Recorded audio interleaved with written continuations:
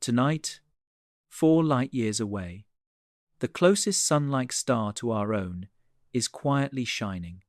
For 20 years, astronomers pointed their best instruments at it, searching for a planet, and found only ghosts. Then, in August of 2024, the James Webb Space Telescope tried something it was never designed to do. It created an artificial eclipse. It blocked out the blinding light of 2 suns, and it looked into the darkness between them. What it detected there was a single faint point of light, an object 10,000 times dimmer than the star beside it. If that point of light is real, it may change how scientists think about where planets can form and survive.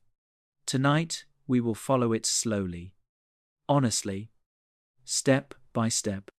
What Webb may have seen, why the signal then vanished, and why that vanishing may be the most convincing part of the whole story.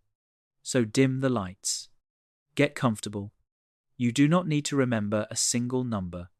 Just listen and drift. Hello and welcome.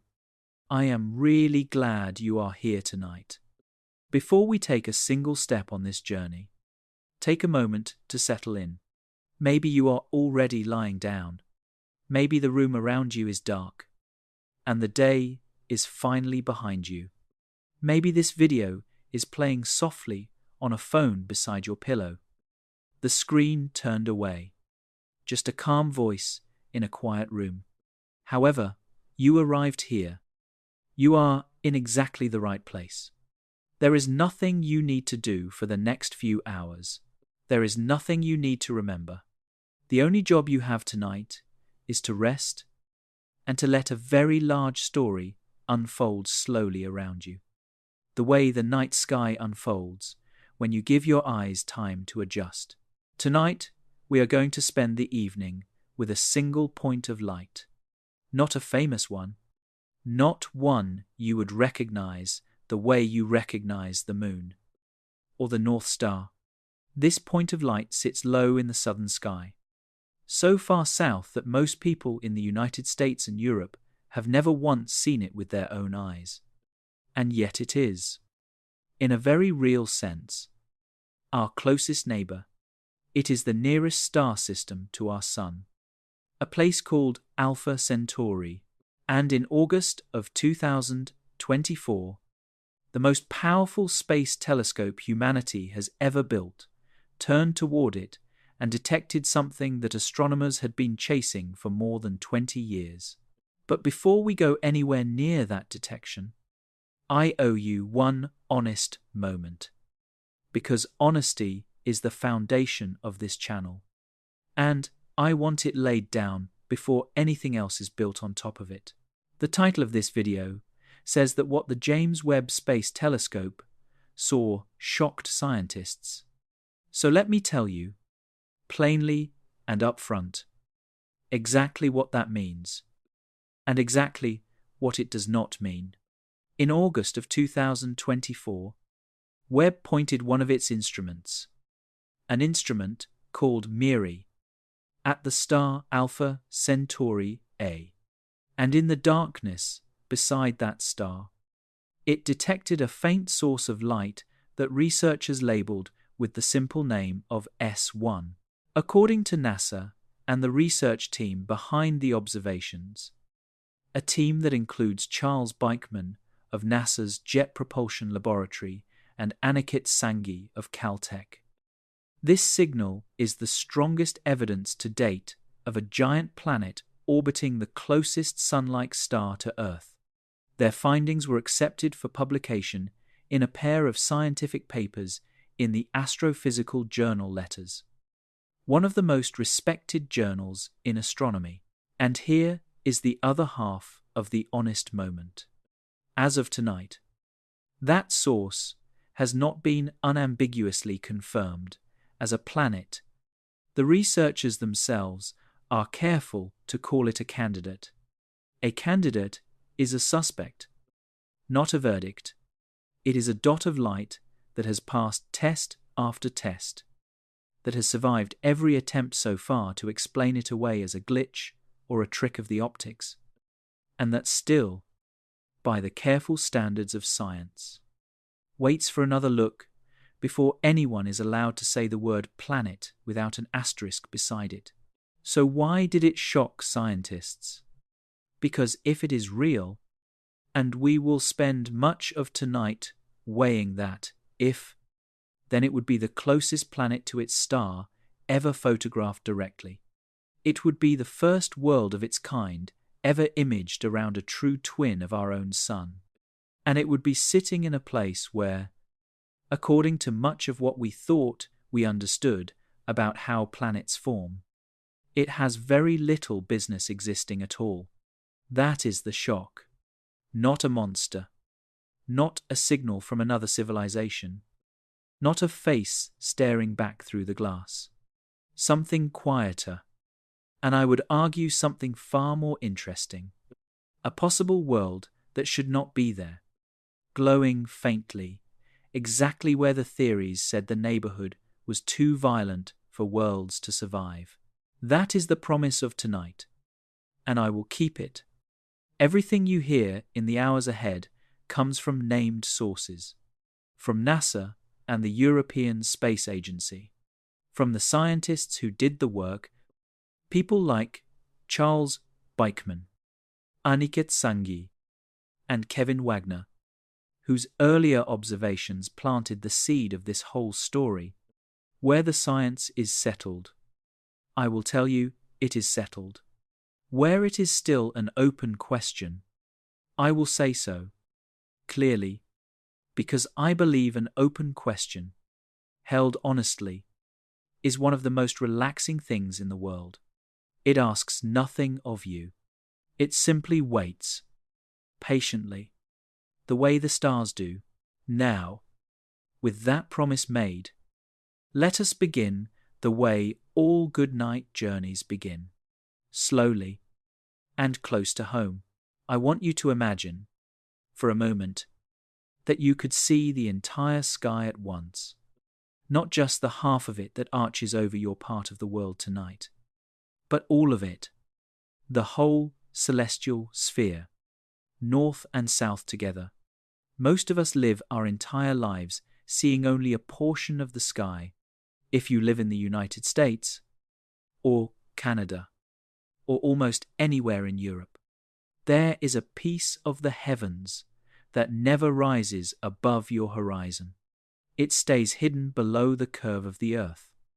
Night after night, year after year, an entire province of stars that you have simply never met. And in that hidden province, in a southern constellation called Centaurus, there is a star that looks, to the naked eye, like a single brilliant point. It is the third brightest star in the entire night sky. Sailors in the southern hemisphere have steered by it for centuries. It has watched over the southern oceans, over Australia and South Africa and the long coast of Chile, while the northern half of the world went about its business, never seeing it at all. That point of light is Alpha Centauri, and the first gentle surprise of the night is this. It is not one star. What looks like a single flame is actually 3 suns bound together by gravity, circling one another in a slow dance that has been going on for billions of years. 2 of them, called Alpha Centauri A and Alpha Centauri B, are remarkably similar to our own sun. The third, a small dim red star called Proxima Centauri, is the single closest star to Earth apart from the sun itself. 4 light years. That is the distance. And tonight we have time, so let it rest there for a moment. Light, the fastest thing that exists, moving so quickly that it could circle the Earth about 7 times in a single second, needs more than 4 years to make the trip from that star system to your window. The light from Alpha Centauri that reaches Earth tonight left its surface years ago, back when your life looked different than it does now. It has been traveling through empty darkness every second since, just to end its journey here. Tonight, while you rest, everything we will explore together in the hours ahead lives inside that beam of old light. The 20-year hunt, and the false alarms that broke astronomers' hearts. The telescope that was never designed for this task, and the custom trick its operators invented to make it possible anyway. The dot called S1, the strange moment when the dot vanished, and why its disappearance made the scientists more confident, not less. And at the very end, long after your thoughts have gone soft at the edges, the simple question of what it would mean to have a possible new world sitting on our cosmic doorstep, 4 years of light away, waiting for us to look again. There is no rush to get there. The star is not going anywhere, and neither are you. So take one more slow breath. Let your shoulders sink a little deeper, and come with me now to the southern sky, to meet the neighbors we have had all along.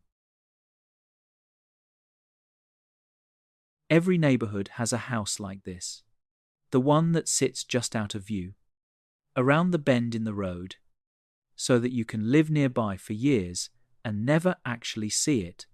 For everyone in the northern half of our world, Alpha Centauri is that house.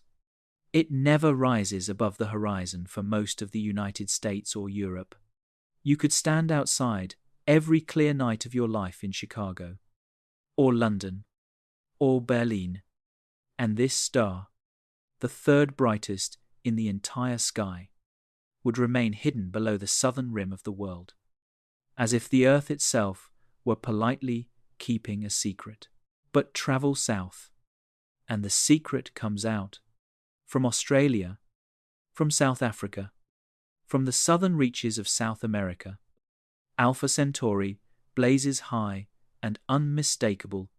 For centuries, sailors in the southern oceans used it as a signpost, together with the stars of the Southern Cross beside it. It helped navigators find their way across water that had no landmarks at all.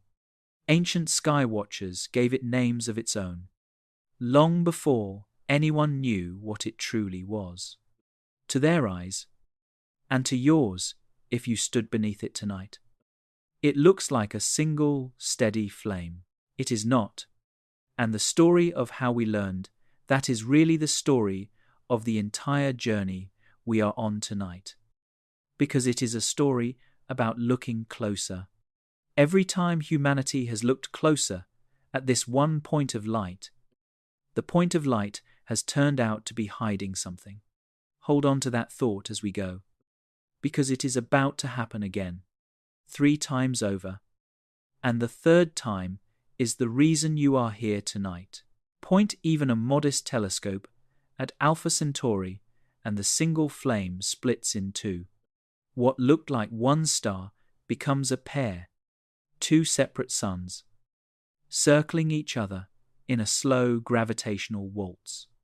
Astronomers call them Alpha Centauri A and Alpha Centauri B. And the wonderful thing about them, the thing that makes this system so precious to science, is how familiar they are. Alpha Centauri A is a star of almost exactly the same type as our Sun. It is slightly larger and slightly brighter. But if you somehow woke up on a world orbiting it, the daylight would feel deeply, almost eerily, like home. NASA describes it as the closest solar twin we have. Alpha Centauri B is a little smaller and a little cooler, more orange in its light, but still very much a sun in the way we understand suns. These 2 stars orbit each other roughly once every 80 years. A single lap of their dance lasts about 1 human lifetime. A person born as the two stars reach their closest approach could live a full life.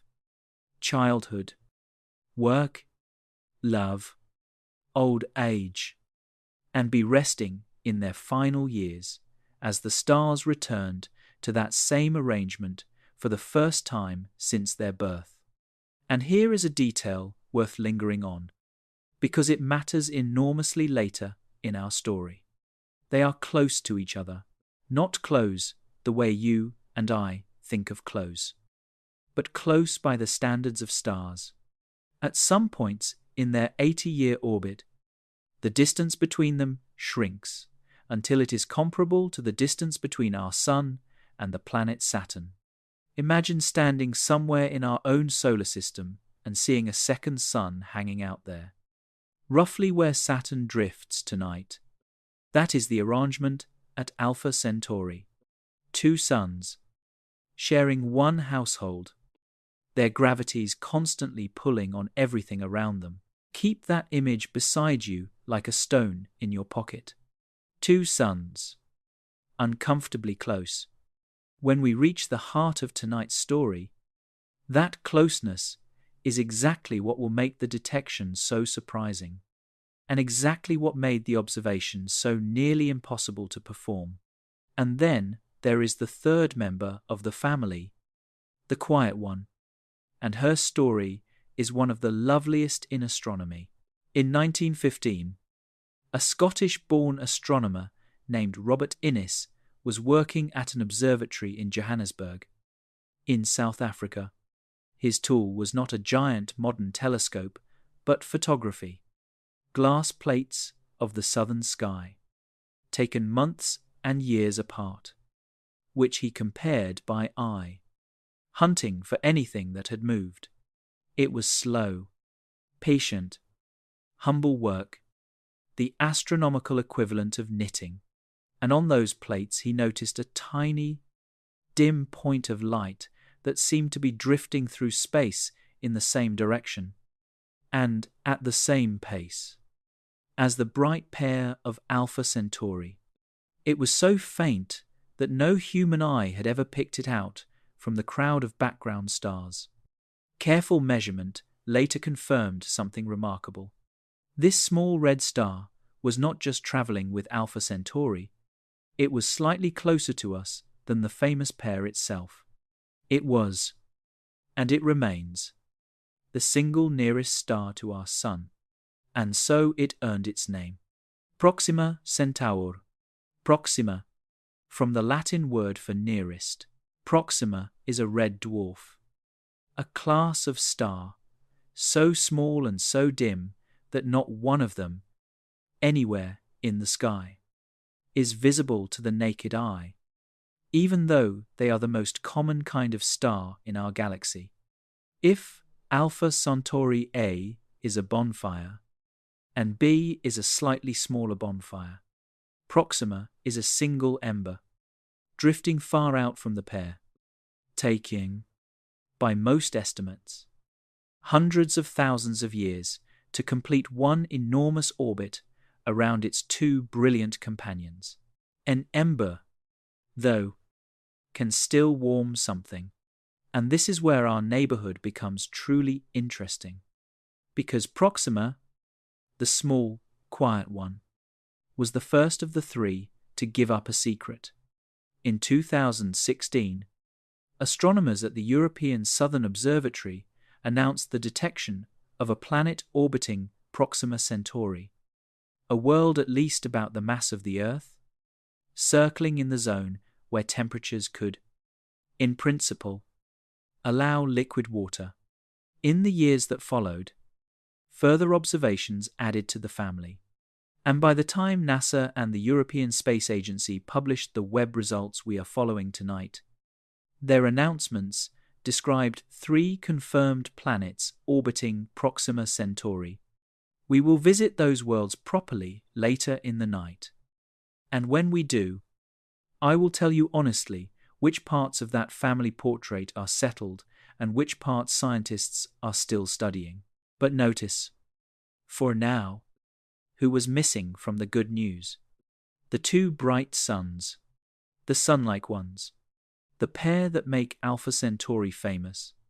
Decade after decade, planet after planet was being discovered around distant stars all over the galaxy. Thousands of them, and yet the two stars most like our own Sun, sitting closer to us than any others in the universe, kept their silence. For planet hunters, that silence was almost unbearable. It was like hearing music from every house on the street except the one right next door. Why were they so difficult? Part of the answer is that closeness itself, strangely, can make things harder. Part of it is those two suns and their tangled gravity. We will unfold all of that carefully in the chapters ahead.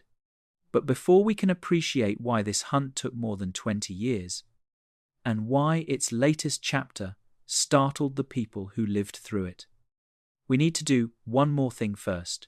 We need to feel the distance. 4 light years. It is the smallest gap between our Sun and any other star, and it is also, by every human measure, almost incomprehensibly vast. So let your breathing slow a little more, and let us take a walk across it together. Numbers, on their own, do not mean very much to a sleepy mind. So tonight, we will not lean on them. We will lean on pictures instead. 3 of them, each one a little larger than the last. Here is the first picture. Imagine we could shrink the entire Sun, that enormous sphere of fire, more than 100 times wider than the Earth, down to the size of a grapefruit, a single piece of fruit. Sitting on a table in New York City, on this scale, the Earth becomes a grain of sand.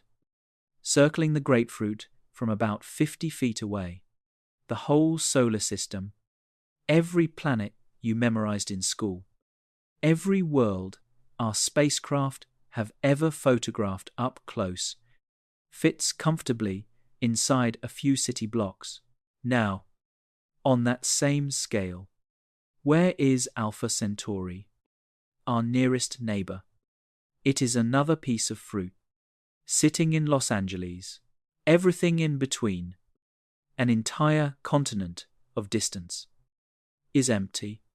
No stars, no planets, just darkness, thinner than any vacuum we can create on Earth, stretching from one coast to the other. When astronomers say that space is mostly space, this is what they mean: 2 pieces of fruit, un continent à part, and the gap between them is the shortest such gap that exists for us. Every other star is farther. Most are unimaginably farther. Let that picture sit quietly for a moment, and notice that it does not need anything from you. The continent of emptiness has been there all your life, perfectly harmless, perfectly still. Here is the second picture, and it is about time rather than size. Light is the fastest thing in the universe. A beam of light could travel from New York to Los Angeles in about 1/100th of a second. It crosses the gap between the Earth and the Moon in a little over 1 second. It makes the journey from the Sun to the Earth, 93 million miles, in about 8 minutes. Nothing we have ever built comes remotely close to that speed. And yet light itself, moving at that unimaginable pace, without ever slowing or stopping to rest, needs more than 4 years to travel from Alpha Centauri to your window. The starlight arriving from that system tonight is not a live broadcast. It is a recording, more than 4 years old. If Alpha Centauri were somehow switched off at this very moment, its light would keep arriving, steady and serene, for over 4 more years before anyone on Earth noticed that anything had changed. When we look at our nearest neighbor, We are always looking a little way into the past. Some people find that thought unsettling. I find it gentle. The sky is patient with us. It shows us its history slowly. And it never demands that we keep up. Now for the third picture. The one that humbles our machines. Let us ask what would happen if we actually tried to go. The fastest objects human beings have ever sent into deep space are our robotic explorers. Consider Voyager 1, launched by NASA in 1977, a spacecraft that has been falling outward through the dark for nearly half a century and is now the most distant human-made object in existence. It travels at more than 30,000 miles per hour.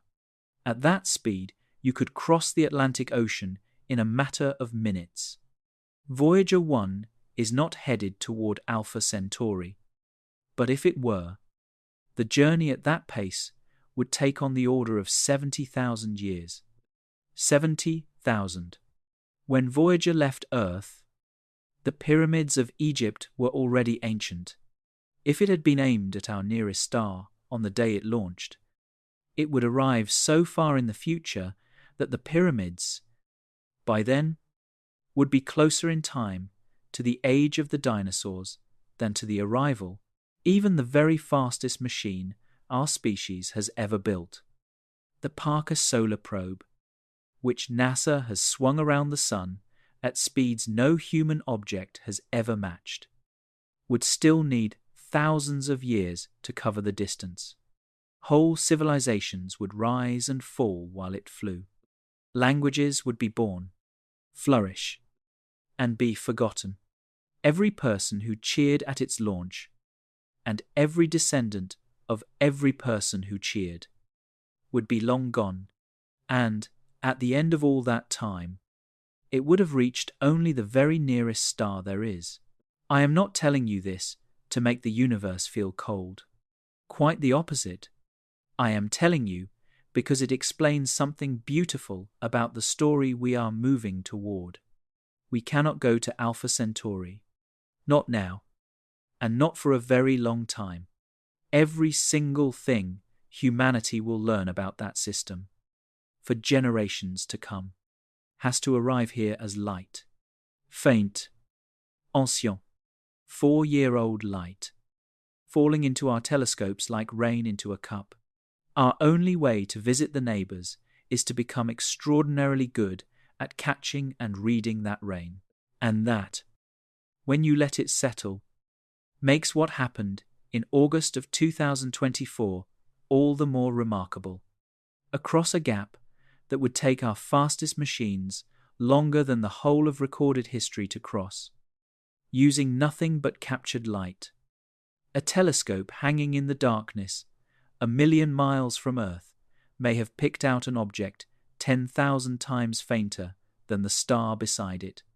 It is a little like standing in New York and noticing a single firefly hovering next to a lighthouse in Los Angeles.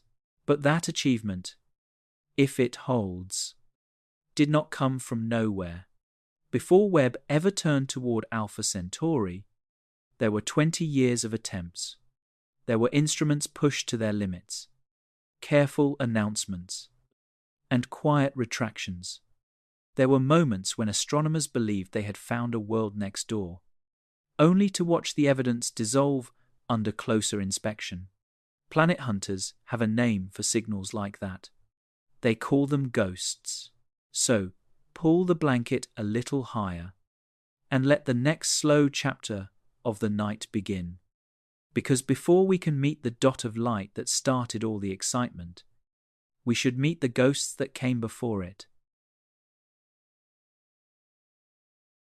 Every treasure hunt has its false maps, and every long search has its ghosts. Before we meet the real candidate, I want to tell you about the heartbreaks that came first, because without them, you cannot truly feel why August of 2024 mattered so much to the people involved. Science is often told as a story of triumphs, but the nights in between, the quiet, retractions, the hopes that dissolved under a second look. Those are the parts that make the triumphs honest. Our first ghost appeared in 2012, and for a little while, it was the most famous planet in the world. That autumn, a team of astronomers working with a remarkably precise instrument in Chile announced something extraordinary in the journal Nature. They believed they had detected a planet orbiting Alpha Centauri B, one of the two Sunlike stars next door. The method they used is worth pausing on, because it is almost poetic in its delicacy. A planet does not simply circle its star. The truth is gentler and stranger. The star and the planet circle each other, the way two dancers both lean into a turn. Even when one dancer is enormous and the other is small. A small planet tugs its star back and forth by only a tiny amount, a drift comparable to walking pace. And yet, astronomers on Earth, 4 light-years away, believed they could see Alpha Centauri B swaying by roughly that much, a rhythm in its light, suggesting a small world hugging the star in an orbit of just a few days. The announcement made headlines around the planet. A roughly Earth-mass world, orbiting a sun-like star. In the system closest to our own, it felt like destiny. It even received a name, Alpha Centauri B. And for about 3 years, it lived happily in textbooks and documentaries and imaginations. And then it faded away. The problem was not dishonesty. Everyone involved had done careful, painstaking work. And the original team had themselves been open about how faint the signal was. The problem was that the signal was simply too delicate. In 2015, a new analysis, led by a young researcher at Oxford named Vinesh Rajpal, demonstrated something unsettling. The rhythm that looked like a planet could be reproduced from the way the observations happened to be scheduled. From the gaps and patterns in the nights when the telescope looked and the nights when it did not. It was a pattern in the sampling, not a pattern in the star. The dancers were not dancing. It only looked that way because of when the photographs were taken. The planet, most astronomers now agree, was never there at all. There is something oddly comforting in that story, and I want to name it before we move on.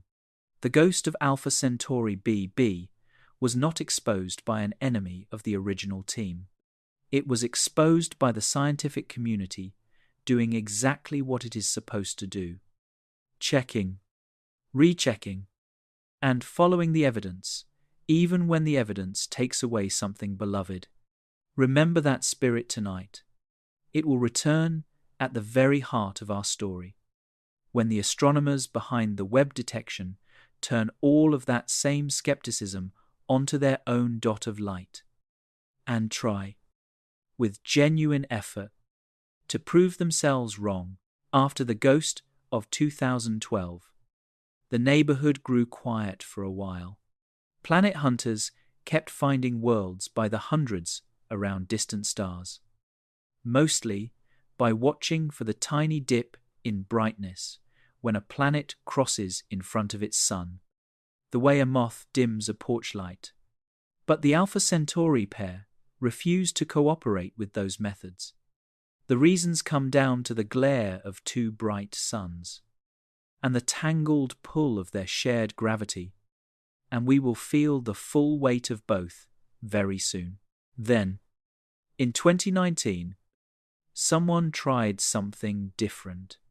Instead of listening for a wobble or watching for a dip, a team decided to attempt the hardest trick in astronomy. They decided to try to photograph a planet directly at the European Southern Observatory's very large telescope, on a mountaintop in the Chilean desert, where the air is so dry and dark that the Milky Way casts shadows. An experiment with a lovely name was underway. It was called NEAR, standing for New Earths in the Alpha Centauri region. The idea was to equip one of the giant telescopes with a device that could block the blinding light of the stars themselves. And star, hour after hour, night after night, into the darkness beside them, searching for the faint, warm glow of a world. Over the course of the campaign, the team collected roughly 100 hours of staring at our neighbors. Leading much of this work was an astronomer named Kevin Wagner of the University of Arizona, and in that long, patient stare, something appeared. It was faint, right at the edge of what the instrument could do. A small smudge of warmth beside Alpha Centauri A, in roughly the region where a planet could orbit. The team, when they published their findings in 2021, were almost painfully careful about it. They labeled the object C1, and they said, in essence, this might be a planet, and it might be an artifact of our instrument, and we cannot tell which. One glimpse is not enough. A dot seen once is a curiosity, only a dot seen again, in a new place along a sensible orbit, begins to become a world. So C1 entered the record books not as a discovery, but as a question mark. A candidate, a maybe, and there it sat, waiting, because no telescope on Earth could easily do better. The atmosphere of our planet, the very air that keeps us alive, blurs and trembles and glows. For this particular kind of observation, the warm glow of the sky itself drowns out almost everything. Astronomers on that mountaintop were trying to hear a whisper at a parade. To learn whether C1 was real, humanity needed an eye above the atmosphere, an eye colder, sharper, and more sensitive than anything ever built. As it happened, one was on its way. It had been on its way, in one form or another, for 30 years. And here is the wonderful irony at the center of tonight's story. That eye was never meant to look at Alpha Centauri at all. On Christmas morning in 2021, a rocket rose from a launch pad in French Guiana, on the northern coast of South America, carrying the most expensive, most delicate, and most ambitious scientific instrument human beings have ever sent into space. Folded inside the nose of that rocket, wrapped up like origami, was the James Webb Space Telescope. You have probably seen its pictures, even if you did not know the story behind them. The deep golden honeycomb mirror, 6.5 meters across, made of 18 hexagonal segments coated in a whisper-thin layer of real gold. The vast silver sunshield beneath it, the size of a tennis court. 5 layers of material, thinner than a human hair, designed to do one job: to keep the telescope in permanent, profound shadow. Webb does not orbit the Earth the way the older Hubble telescope does.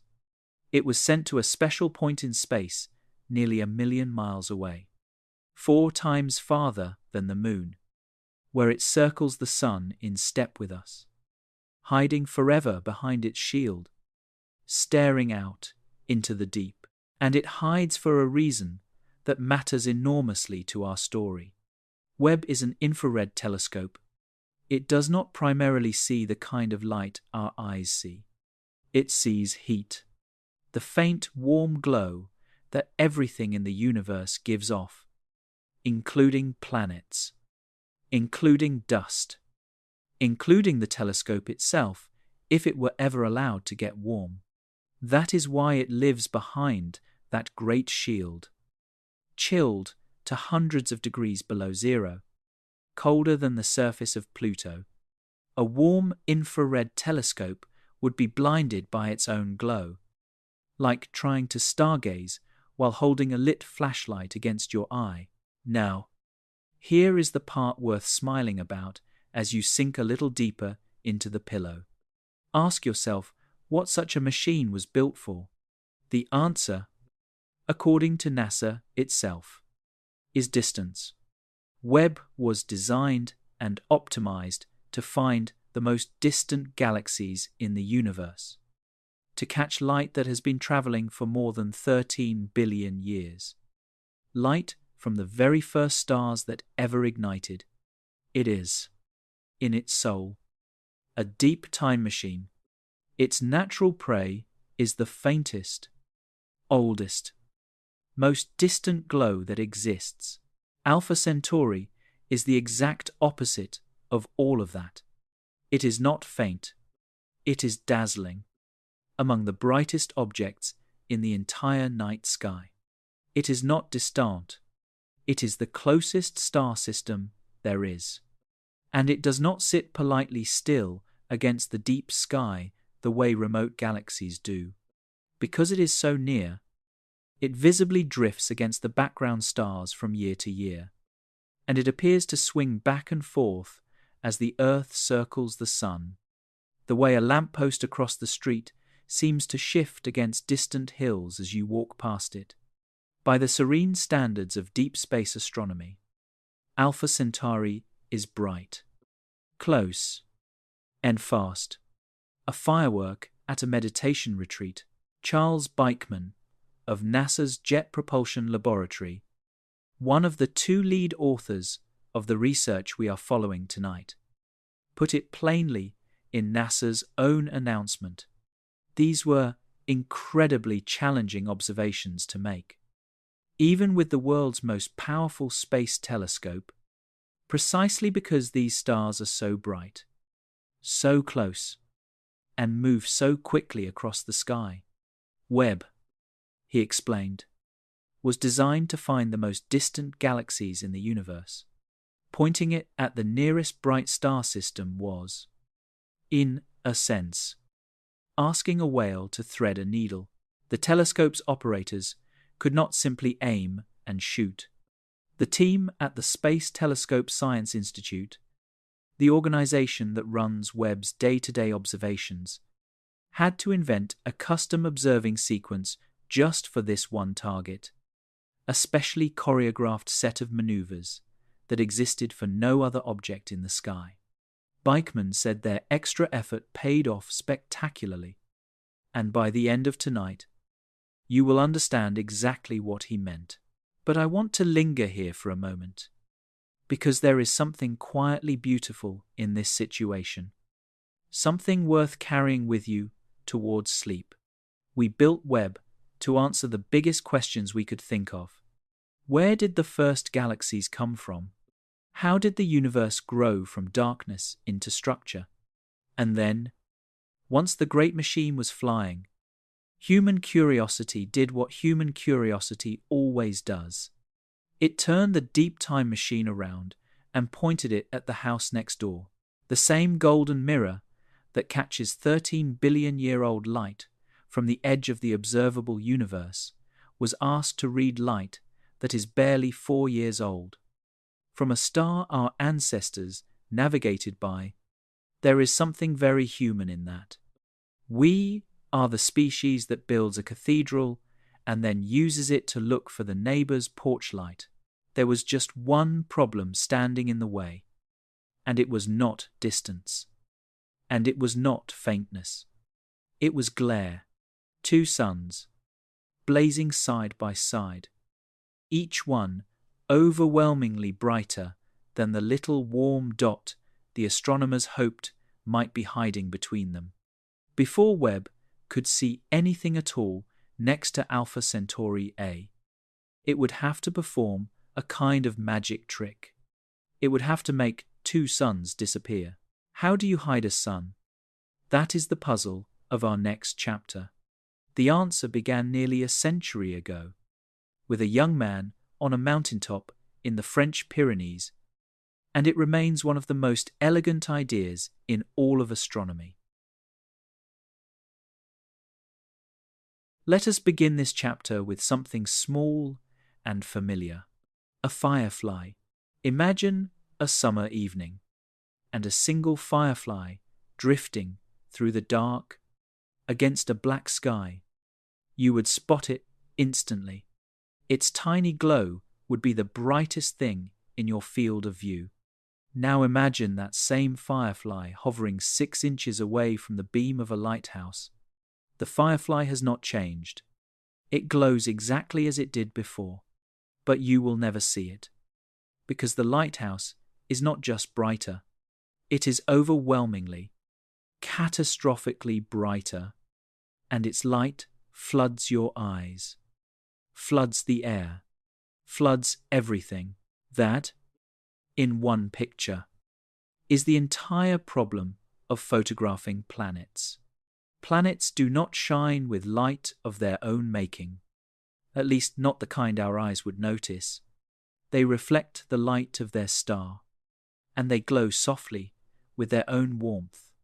According to the numbers NASA released with these observations, the source Webb detected beside Alpha Centauri A is more than 10,000 times fainter than the star itself, and that is in the infrared, where the contrast is actually kinder to planet hunters. In ordinary visible light, the gap between a sun-like star and a planet like this would be even more crushing. So the first wall standing between Webb and any planet at Alpha Centauri was glare. But at this particular star system, and this is what makes tonight's story special, there was a second wall behind the first one. Because Alpha Centauri does not have one lighthouse, it has two. Remember the stone in your pocket from earlier in the night. Alpha Centauri A and Alpha Centauri B are a bound pair, two sun-like stars circling each other roughly once every 80 years. At the near points of their dance, the gap between them shrinks to something comparable to the distance between our Sun and Saturn. On the cosmic scale of things, that is elbow to elbow, as seen from Earth, 4 light-years away.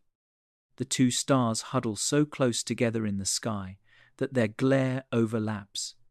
Trying to photograph a faint planet beside Alpha Centauri A means fighting the blinding light of A itself, while B, a second sun, pours its own light into the picture from just off to the side. The European Space Agency, in its own announcement of these results, noted exactly this. The extra brightness from the nearby companion star complicated the analysis. That is the calm, polite language of official science writing, translated into the language of a bedtime story. It means the astronomers were trying to find a firefly hovering between two lighthouses whose beams crossed each other, and the two suns cause a deeper problem as well, one that has nothing to do with light, and everything to do with gravity. This is the part that made theorists doubt a planet could even exist here. It is the seed of the shock we will reach later tonight. So let us take it slowly, the way you might explain something important to a child at bedtime. Planets, as far as we understand, are born from leftovers. When a star forms, it gathers itself out of a vast collapsing cloud of gas and dust. Around the newborn star, there remains a wide, flat, slowly turning disk of debris. Grain sticks to grain. Pebbles become boulders. Boulders become mountains. Mountains become worlds. It is a slow, delicate process of accumulation, and it needs one thing above all else: calm. The disk must remain stable and undisturbed for millions of years while the worlds within it quietly grow, the way bread needs stillness while it rises. Now, place a second sun in that nursery. At roughly the distance of Saturn, every 80 years it comes swinging through, its gravity raking the disk like fingers dragged through sand. The outer regions of the disk are stirred, truncated, or torn away entirely. Building a planet in a wide orbit there would be like trying to stack a house of cards on a table that a giant bumps into. Hard. Once every 80 years. Forever. For decades. This was the theoretical picture of close binary systems. The textbooks did not say planets there were strictly impossible, but wide, stable, comfortable orbits were thought to be very hard to keep, and many astronomers quietly expected the Sunlike pair at Alpha Centauri to be barren. And yet, you already know there is an "and yet," because you know a dot of light is coming. Here is the tension, laid out plainly, the way the research team themselves have described it.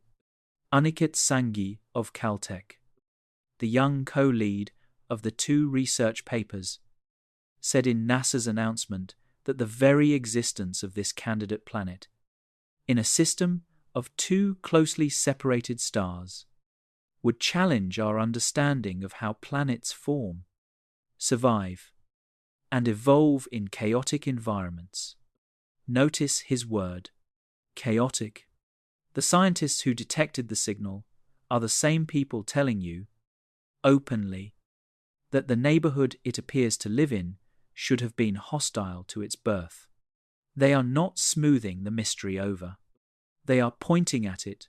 So this was the fortress that stood in front of the astronomers as they planned their observations.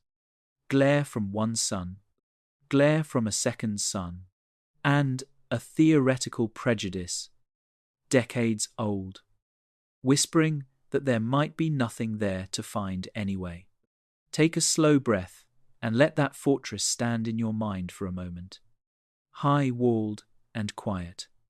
Because in the next chapter, we are going to watch a century of human ingenuity take it apart, stone by stone, to have any hope at all. Webb would need to do something that sounds like it belongs in a fairy tale rather than a laboratory. It would need to reach out across 4 light years and switch off a star. The wonderful thing is, nature showed us how. Long ago, some of you listening tonight may have stood beneath the demonstration yourselves, in the middle of an afternoon that suddenly turned to silver twilight. The answer to the fortress is called an eclipse, and the art of building one on demand began with a young French astronomer, a mountaintop, and a problem everyone else had given up on.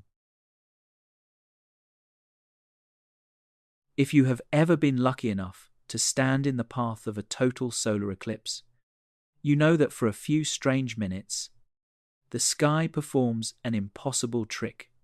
The moon slides across the face of the sun. The daylight thins into something silver and wrong.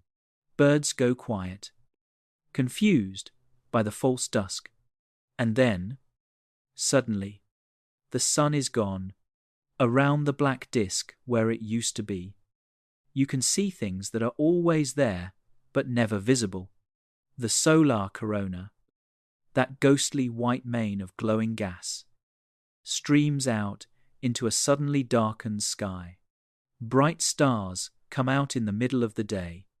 Astronomers in centuries past travelled across oceans, hauling crates of instruments to remote islands, just to spend those few minutes seeing what the sun's own glare normally hides. An eclipse, at its heart, is just this.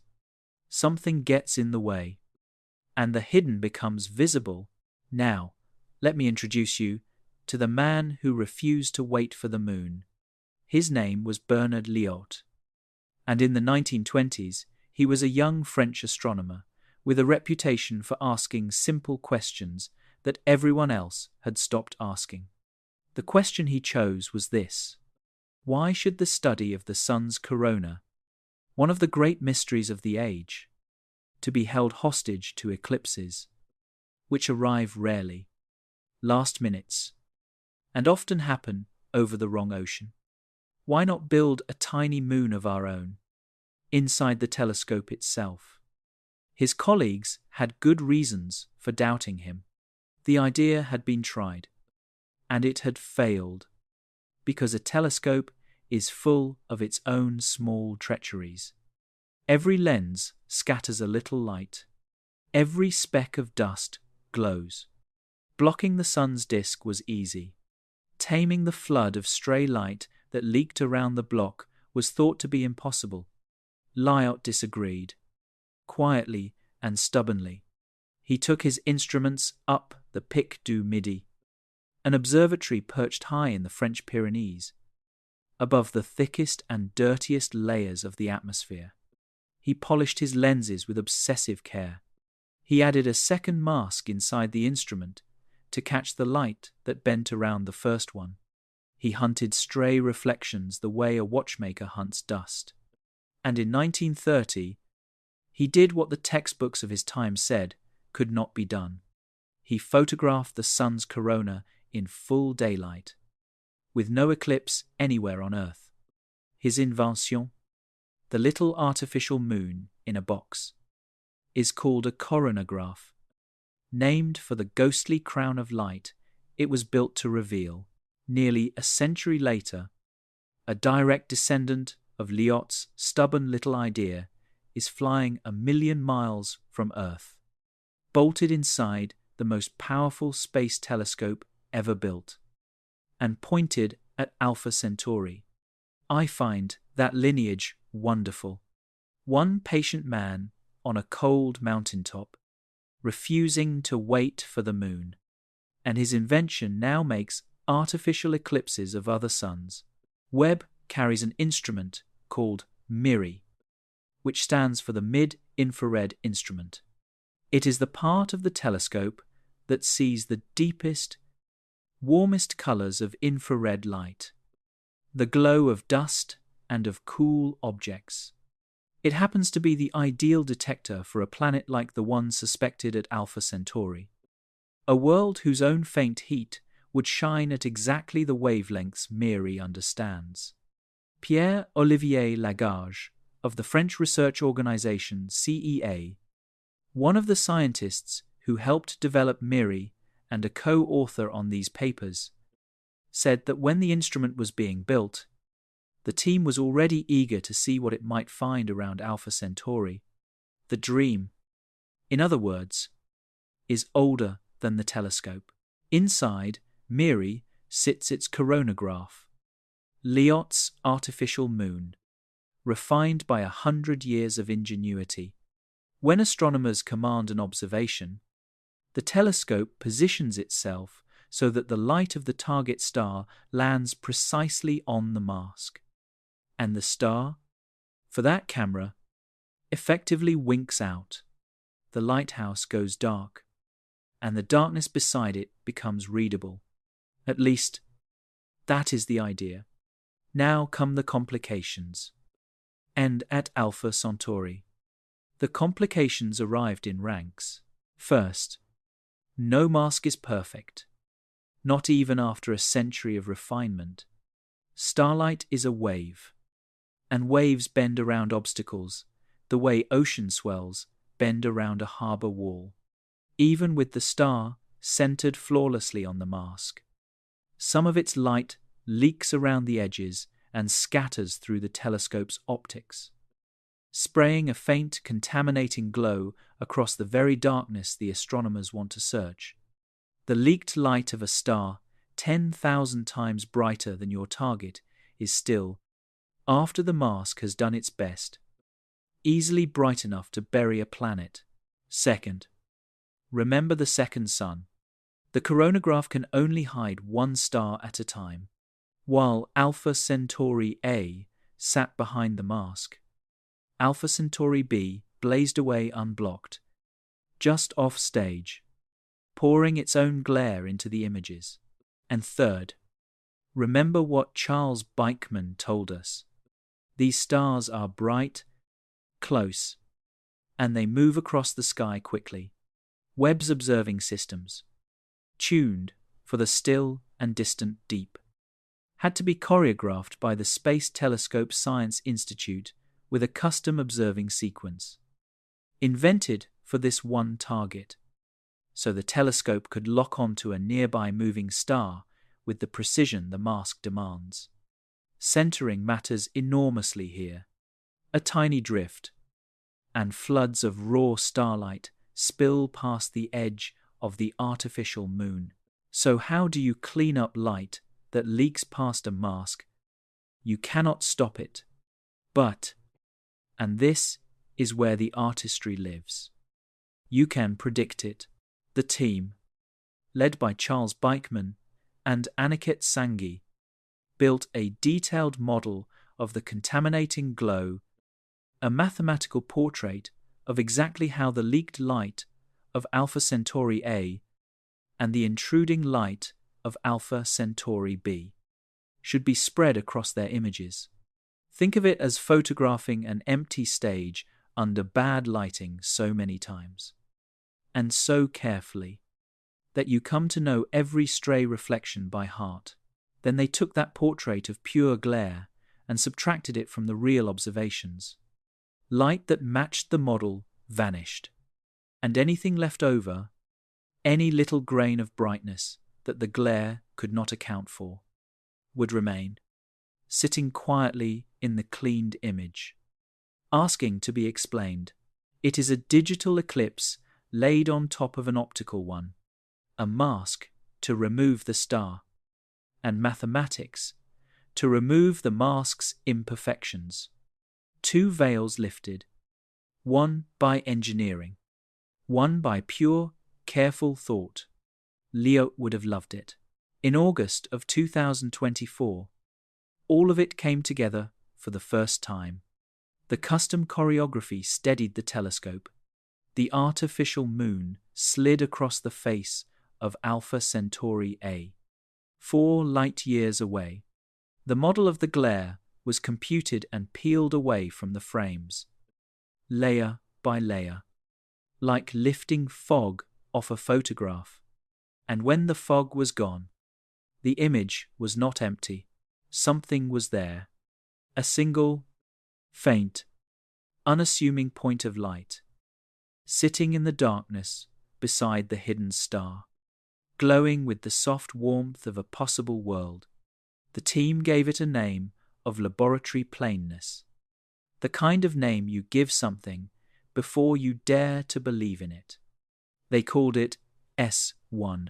What happened next is a story of doubt, of discipline, and of a disappearing act that no one saw coming. But that is for the chapters ahead.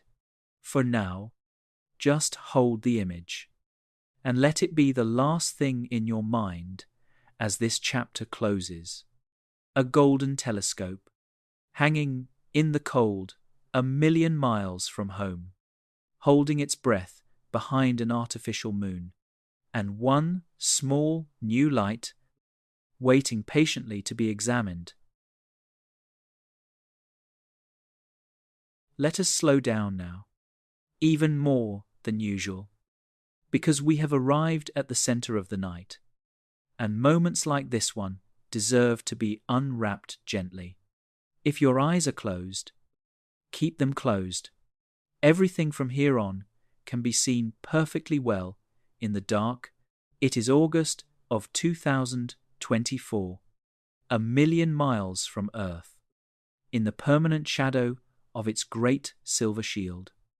The James Webb Space Telescope turns, with its custom choreography, toward the southern constellation of Centaurus. On board, the MIRI instrument is colder than the void around it, chilled to within a few degrees of the lowest temperature physics allows. The artificial moon of the coronagraph slides into place. 4-year-old light from Alpha Centauri A, light that left the star while our world was living through different days, falls onto the golden mirror, is folded and focused through the instrument, and lands precisely on the mask that has been waiting for it since the telescope was a drawing on paper. The star, for this camera, goes dark, and Webb stars. That is the unglamorous truth of great astronomy. There is no dramatic zoom, no sudden reveal, no room full of people leaping from their chairs. There is a machine, holding impossibly still, gathering photons one by one, for hour after patient hour, while its makers sleep and wake and go about their lives far away. Each individual grain of light means nothing, only together, accumulated slowly like snowfall, do they begin to say something. There is a lesson for insomniacs hidden in that. I think nothing needs to happen quickly for something wonderful to be happening. The raw frames that came down from the telescope would have looked, to you or to me, like nothing at all. A blaze of leaked and scattered starlight. The glare of Alpha Centauri A seeping past the edges of the mask. The light of Alpha Centauri B intruding from the side. Everything washed together. The universe does not hand over its secrets cleanly. This is where the second eclipse began. The mathematical one. The team, led by Charles Beichman of NASA's Jet Propulsion Laboratory and Aniket Sanghi of Caltech, brought out their carefully built model of the glare, their portrait of exactly how the contaminating light of both stars should be painted across the image. And they began to subtract it, layer by layer, pattern by pattern, like lifting sheets of fog off a photograph, one at a time, to see whether anything at all was standing in the mist. Something was standing in the mist. When the light of two suns had been peeled away, a single small point remained. It did not blaze. It did not flicker or announce itself. It simply sat there in the cleaned darkness beside the hidden star. A faint, steady grain of warmth. According to NASA's official account of the observations, this source was more than 10,000 times fainter than Alpha Centauri A itself, our firefly beside the lighthouse. And it was not lost somewhere in the far outskirts of the system. It sat close to the star, at a separation of roughly 2 times the distance between the Earth and the Sun. If you place this object in our own solar system, it would drift somewhere between the orbit of Mars and the asteroid belt, comfortably inside the region where, around a star like this one, the light is gentle rather than extreme. The team gave the point of light a name, and the name itself is worth pausing on, because of how little it dares to claim.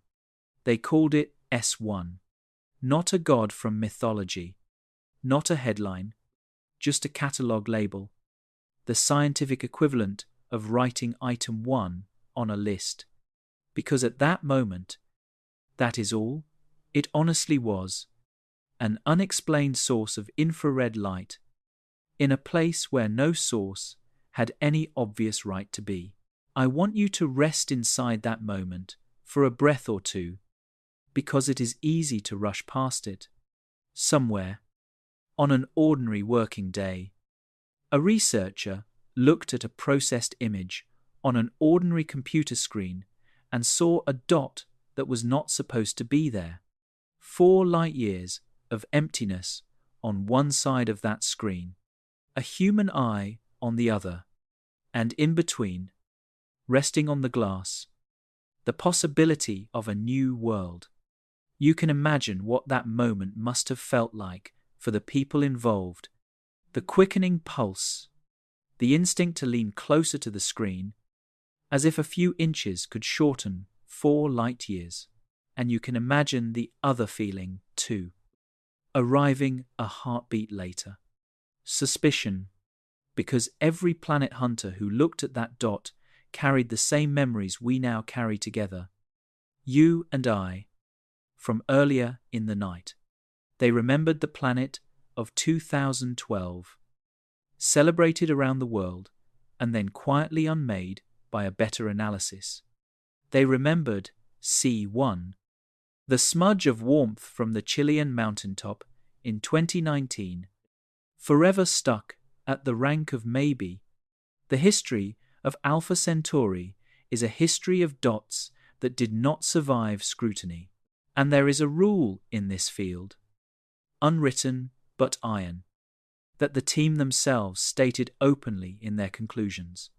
A single sighting, however clean, is not a discovery.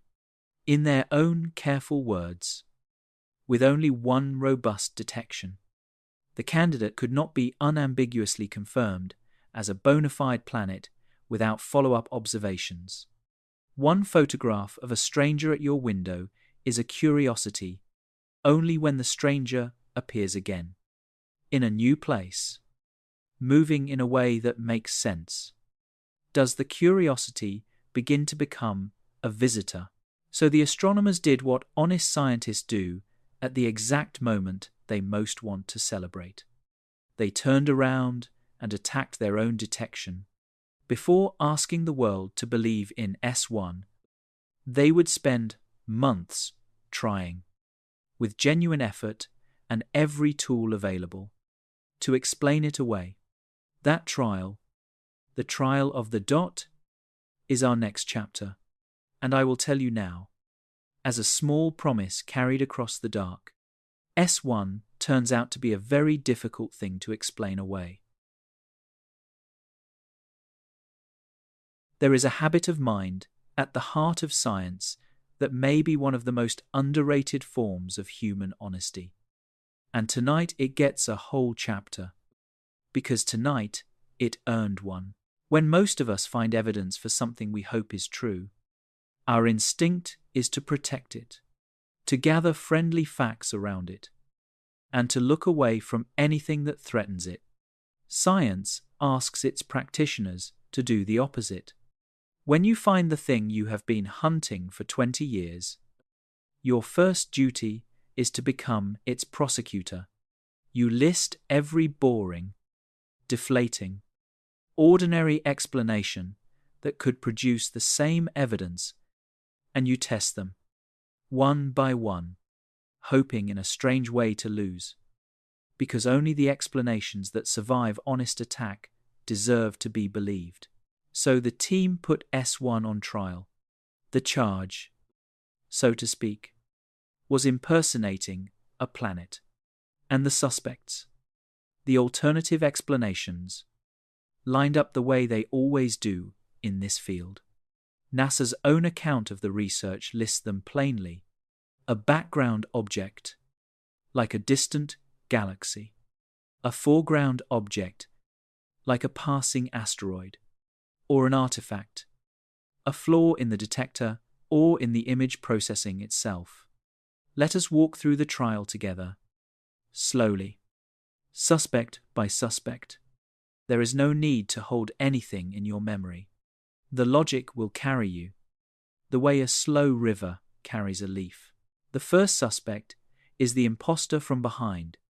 The universe is deep, and every photograph of every star is also, by accident, a photograph of everything that lies beyond it, far behind Alpha Centauri.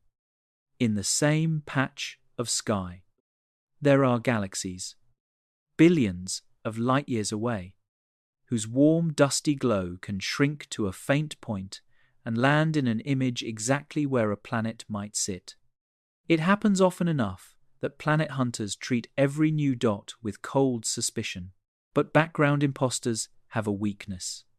They are, for all practical purposes, nailed to the sky. A galaxy billions of light-years away does not visibly shift its position from year to year. Alpha Centauri, on the other hand, is a restless neighbor, one of the fastest-moving bright star systems in our sky, drifting measurably against the background as it and our sun sail past each other. Here, its restlessness, the very quality that made it such a nightmare to observe became a gift. If S1 were a pinned background source, then, as the months and years passed, Alpha Centauri A would sail onward and leave the dot behind, the gap between them widening in a precisely predictable way. According to NASA's account, the extensive analysis and modeling the team performed allowed them to conclude that the source was unlikely to be a background object such as a galaxy. In essence, the dot did not behave like something abandoned by a moving star. The first imposter failed to explain the evidence. The second suspect is the imposter from in front. Our own solar system is dusty with small wandering bodies, and occasionally an asteroid, catching the sun's warmth, crawls through a telescope's field of view at the wrong moment. But asteroids betray themselves quickly. They are close, and close things race across the sky, shifting noticeably even between exposures taken hours apart. S1 did not race. It sat, steady and patient, through the observations.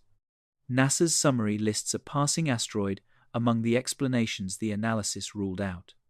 The second imposter failed as well. The third suspect is the most humbling one. The ghost in the machine. Every detector has flaws, warm pixels, electronic whispers, and every subtraction of starlight, however careful, can leave behind residue that clumps into false points of light. This suspect cannot be dismissed with a single clever argument. It can only be worn down by rigorous, repetitive testing, and that is what the team did, examining how the dot responded when the data was processed in different ways, checking it against the known quirks and moods of the instrument, asking again and again whether it behaved like leftover starlight or like an independent source of warmth. NASA's summary of this work uses the phrase extensive computer modeling. Behind that dry phrase lie months of a team trying, sincerely, to prove that their own detection was a mistake, and not succeeding. Take a slow breath here, and let the shoulders soften. The hard thinking is being done by other people, far away, and all we have to do is watch them work. Because now, with the three imposters weakened, the trial turned to its witness list and found something remarkable. S1, it turned out, may not have been the first sighting after all. Think back to 2019, to the mountaintop in Chile, to the NEAR experiment, and to the faint smudge called C, one that Kevin Wagner's observations captured and could never confirm. The Webb team laid the old evidence beside the new. 2 detections, 5 years apart, of a faint, warm point near Alpha Centauri A, at a similar brightness, but on different sides of the star. If they were 2 glimpses of the same orbiting world, caught at 2 different points along its journey, the story suddenly gained a spine. Kevin Wagner, who is a co-author on the new research, described the logic in the University of Arizona's announcement with a clarity that needs no improvement. When all you have is a dot of light next to a star, he explained, you may or may not be looking at an actual planet, but when you see a dot of the same brightness several years later on the opposite side of the star, the story becomes much more compelling. 2 witnesses, separated by 5 years and by 2 completely different telescopes, one on a mountaintop in Chile and one hanging in the cold beyond the moon, describing what could plausibly be the same quiet visitor. By the end of the trial, here is where things honestly stood. S1 had survived every attempt at a mundane explanation. The analysis indicated it was not the deep background. and not the near foreground, and it had refused to dissolve under the tests for instrumental ghosts. And it rhymed with an independent sighting from 5 years earlier. Not proof. The team never claimed proof. And neither will I. A survivor of a trial is not yet a confirmed truth. But the case had become strong enough that the researchers could plan the obvious next step with real confidence. The next step was simple to state. Look again. If S1 was truly a planet in orbit, then it should still be there months later, shifted along its path in a way that made physical sense. One more clean detection, and the candidate would take a long stride toward confirmation. The 20-year hunt would be close to its end. So, in February of 2025, Webb turned back to Alpha Centauri, artificial moon in place. Mathematics at the ready, the telescope stared. The glare was peeled away, and the astronomers leaned in to greet their candidate. The darkness beside the star was empty. S1 was gone. Stay with that empty image for a moment. Do not rush past it. There is no need to tense up either, because you already know, from the very first minutes of tonight, that this disappearance has a gentle ending. So let your breathing stay slow, and let us simply watch what happened. February of 2025. The same telescope, the same artificial moon sliding across the same star, the same careful mathematics, peeling the glare away, layer by layer, and where a faint, warm point of light had been sitting 6 months earlier, there was now nothing at all. Clean, quiet, processed darkness. You can imagine how that moment must have landed for the people involved. 20 years of ghosts at this star system. The planet of 2012 that dissolved into a scheduling pattern. The smudge of 2019 that could never be confirmed. And now this, the most promising candidate of them all, apparently pulling the oldest trick in the Alpha Centauri playbook, appearing once, and then refusing to appear again.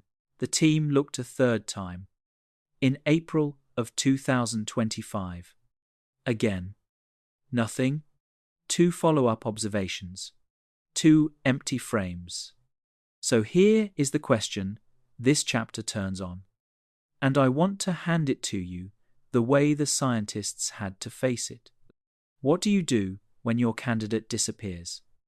One option is despair. Conclude that S1 was a ghost after all. File the report. And walk away. But there is a second option, and it is the one that separates careful science from wishful thinking in both directions. Because despair, it turns out, can be just as lazy as blind faith. The second option is to ask, coldly and precisely, the following question. If the planet were real, would we actually have expected to see it in February and April? Think about what a planet is. It is not a lamp bolted to the sky. It is a moving object, traveling along an orbit, and the candidate's suspected orbit was not a wide, lazy circle. The evidence pointed to an elliptical path, a stretched oval, swinging the possible world closer to its star and then farther away. Somewhere between 1 and 2 times the distance between the Earth and the Sun. Now remember the firefly and the lighthouse.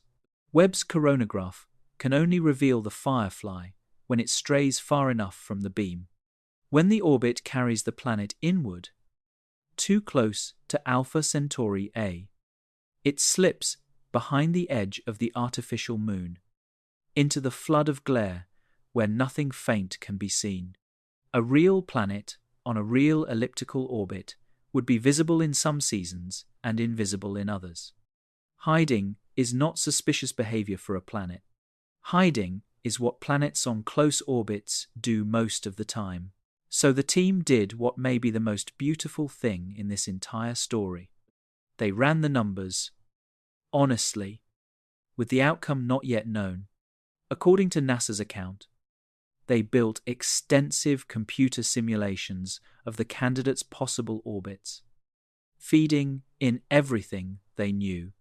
The 2019 sighting from the Very Large Telescope in Chile, the August 2024 detection from Webb, and one more constraint, the iron rule of this particular neighborhood, that any orbit had to be gravitationally stable in the presence of Alpha Centauri B, the second sun, meaning a planet could survive there long-term without being flung out of the system entirely.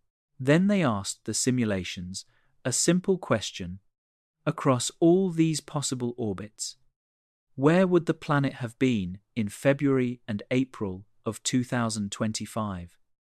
Aniket Sanghi of Caltech gave the answer in NASA's announcement. And it is the sentence this whole chapter has been building toward. We found that in half of the possible orbits simulated, the planet moved too close to the star and would not have been visible to Webb in both February and April of 2025. Half. In roughly 1 out of every 2 plausible versions of this candidate's journey, the empty frames were not merely explainable, they were expected. The researchers stated plainly that a non-detection in the second and third rounds of observations was not surprising. Kevin Wagner of the University of Arizona, whose 2019 observations planted the seed of this story, noted the same thing in his university's announcement. The planet was predicted to be on an elliptical orbit that would have taken it too close to its star during that time. Let that settle in softly, because here is the quiet twist I promised you at the very start of the night. The disappearance did not simply fail to kill the case. In a strange and wonderful way, it strengthened it.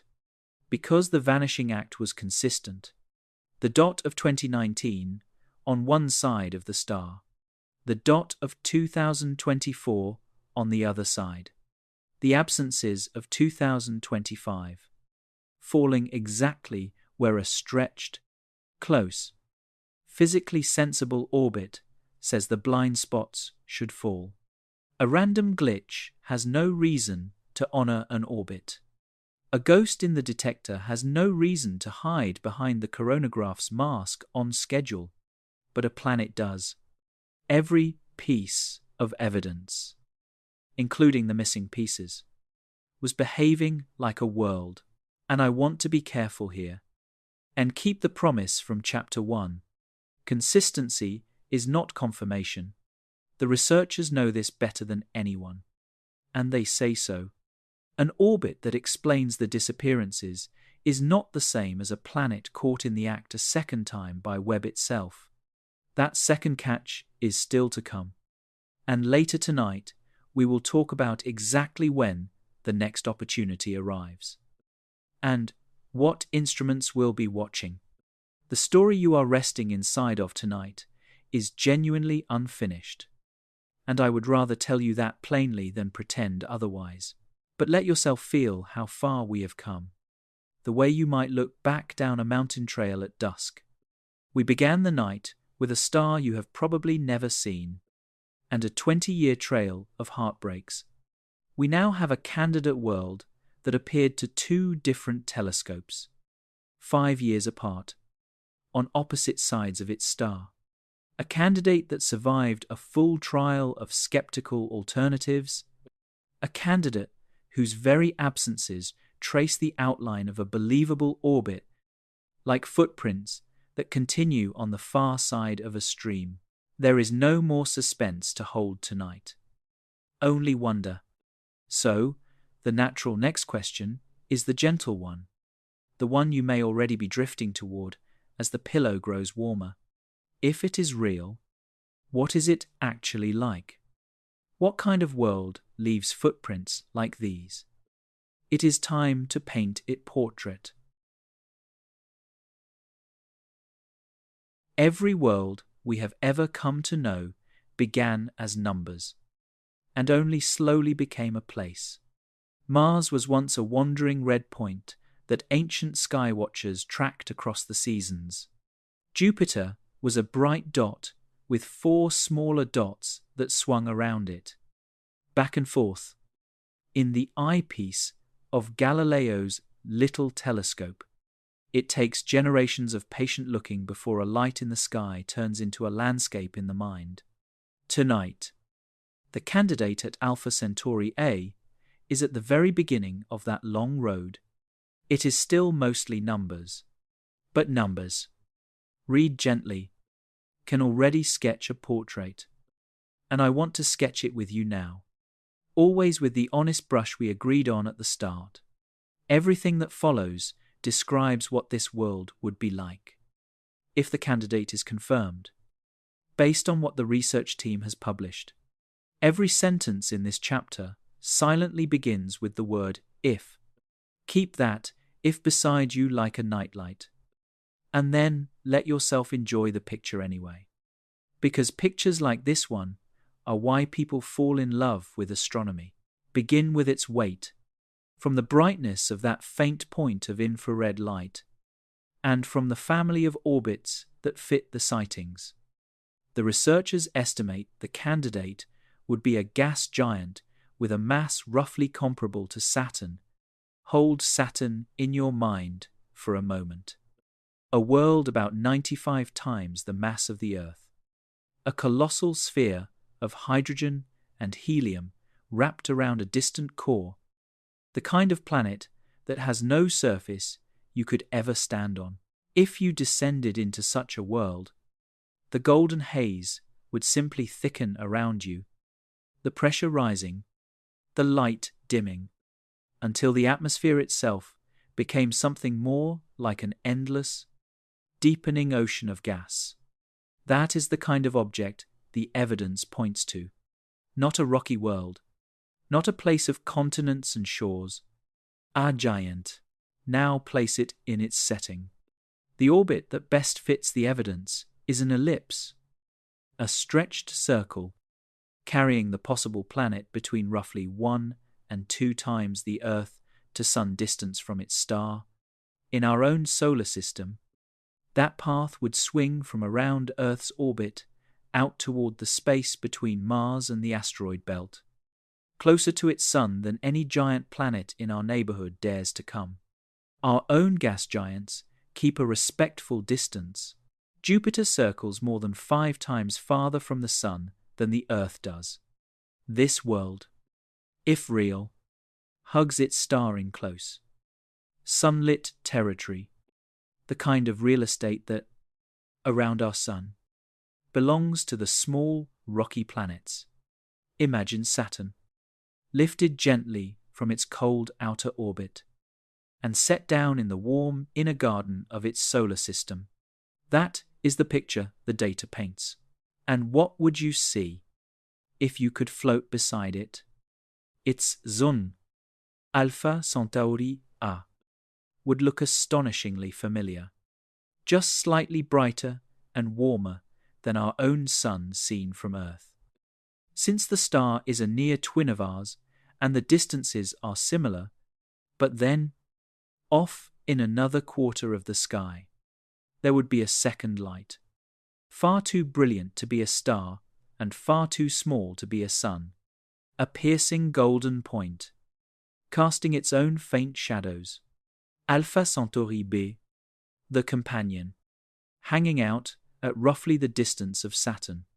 Nights near this world would rarely be fully dark. 2 suns, one near and one far, would take turns painting the sky. Sunsets there, if anything ever existed to watch them, would come in pairs. There is one more line in the portrait, and it may be the most evocative of all. Its temperature, according to the research team, the candidate's warmth, glowing in the mid-infrared where Miri sees, appears broadly similar to the temperatures of the giant planets in our own solar system. This is not a scorched world skimming its star, and not a frozen exile in the outer dark. Aniket Sanghi noted in NASA's announcement that among all planets ever directly imaged, this one would be the most similar in temperature and age to the giant planets we know, and the nearest to our home. Most planets that telescopes have managed to photograph directly are young, glowing fiercely with the leftover heat of their formation. Easy to see, precisely because they are still cooling embers. This candidate is different. It would be a mature world orbiting a mature star. A settled, middle-aged giant. The closest thing to a photograph of our own solar system's kind of planet that astronomy has ever taken around a sun-like star. Let the strangeness of that settle in softly, like a blanket finding its shape. We have discovered thousands of planets around distant stars, but the vast majority were found indirectly, through wobbles and dips and shadows. Worlds we know only as rhythms in starlight. The short list of planets humanity has actually seen as points of light in a real image is dominated by young, hot, faraway giants. If S1 is confirmed, it would stand apart from all of them, the closest planet to its star ever directly imaged. The first mature giant, photographed around a true twin of our Sun, and all of it sitting in the one star system we could reach, someday, sooner than any other, which brings us back, at last, to the word in the title of tonight's journey. Shocked. I told you in Chapter 1 that the word would be earned honestly rather than borrowed for effect. And in the next chapter, it is finally time. Because the shock was never really about a dot of light appearing in an image. It was about where that dot was sitting. This is a possible giant planet living deep inside the gravitational storm of a close double star, in exactly the kind of neighborhood where, for decades, our theories of planet formation quietly insisted such a world should struggle to exist. If the candidate is real, the scientists have found a resident in a house that the textbooks had marked uninhabitable. So take one more slow breath. Let it go at its own pace. And let us walk calmly into the heart of the surprise. The word shocked gets used carelessly in headlines. And I promised you in Chapter 1 that tonight it would be earned rather than borrowed. So let us do this properly. Let us lay out, 1by1, calmly and honestly, the reasons why the people closest to this work reacted the way they did. Not manufactured drama, just the genuine surprises. As the researchers themselves have described them, there are 4, and you do not need to count them. I will do the counting, and you can simply listen. The first surprise is a matter of records. Humanity has discovered thousands of planets around other stars, but almost all of them are known only indirectly, as rhythms and shadows in starlight. The short and precious list of planets we have actually photographed, captured as real points of light in a real image, is small, and every entry on it was hard-won.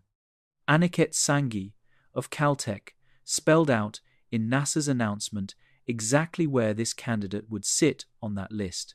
Of all the planets ever directly imaged, this one would be the closest to its star ever seen. Think about what that means for a moment.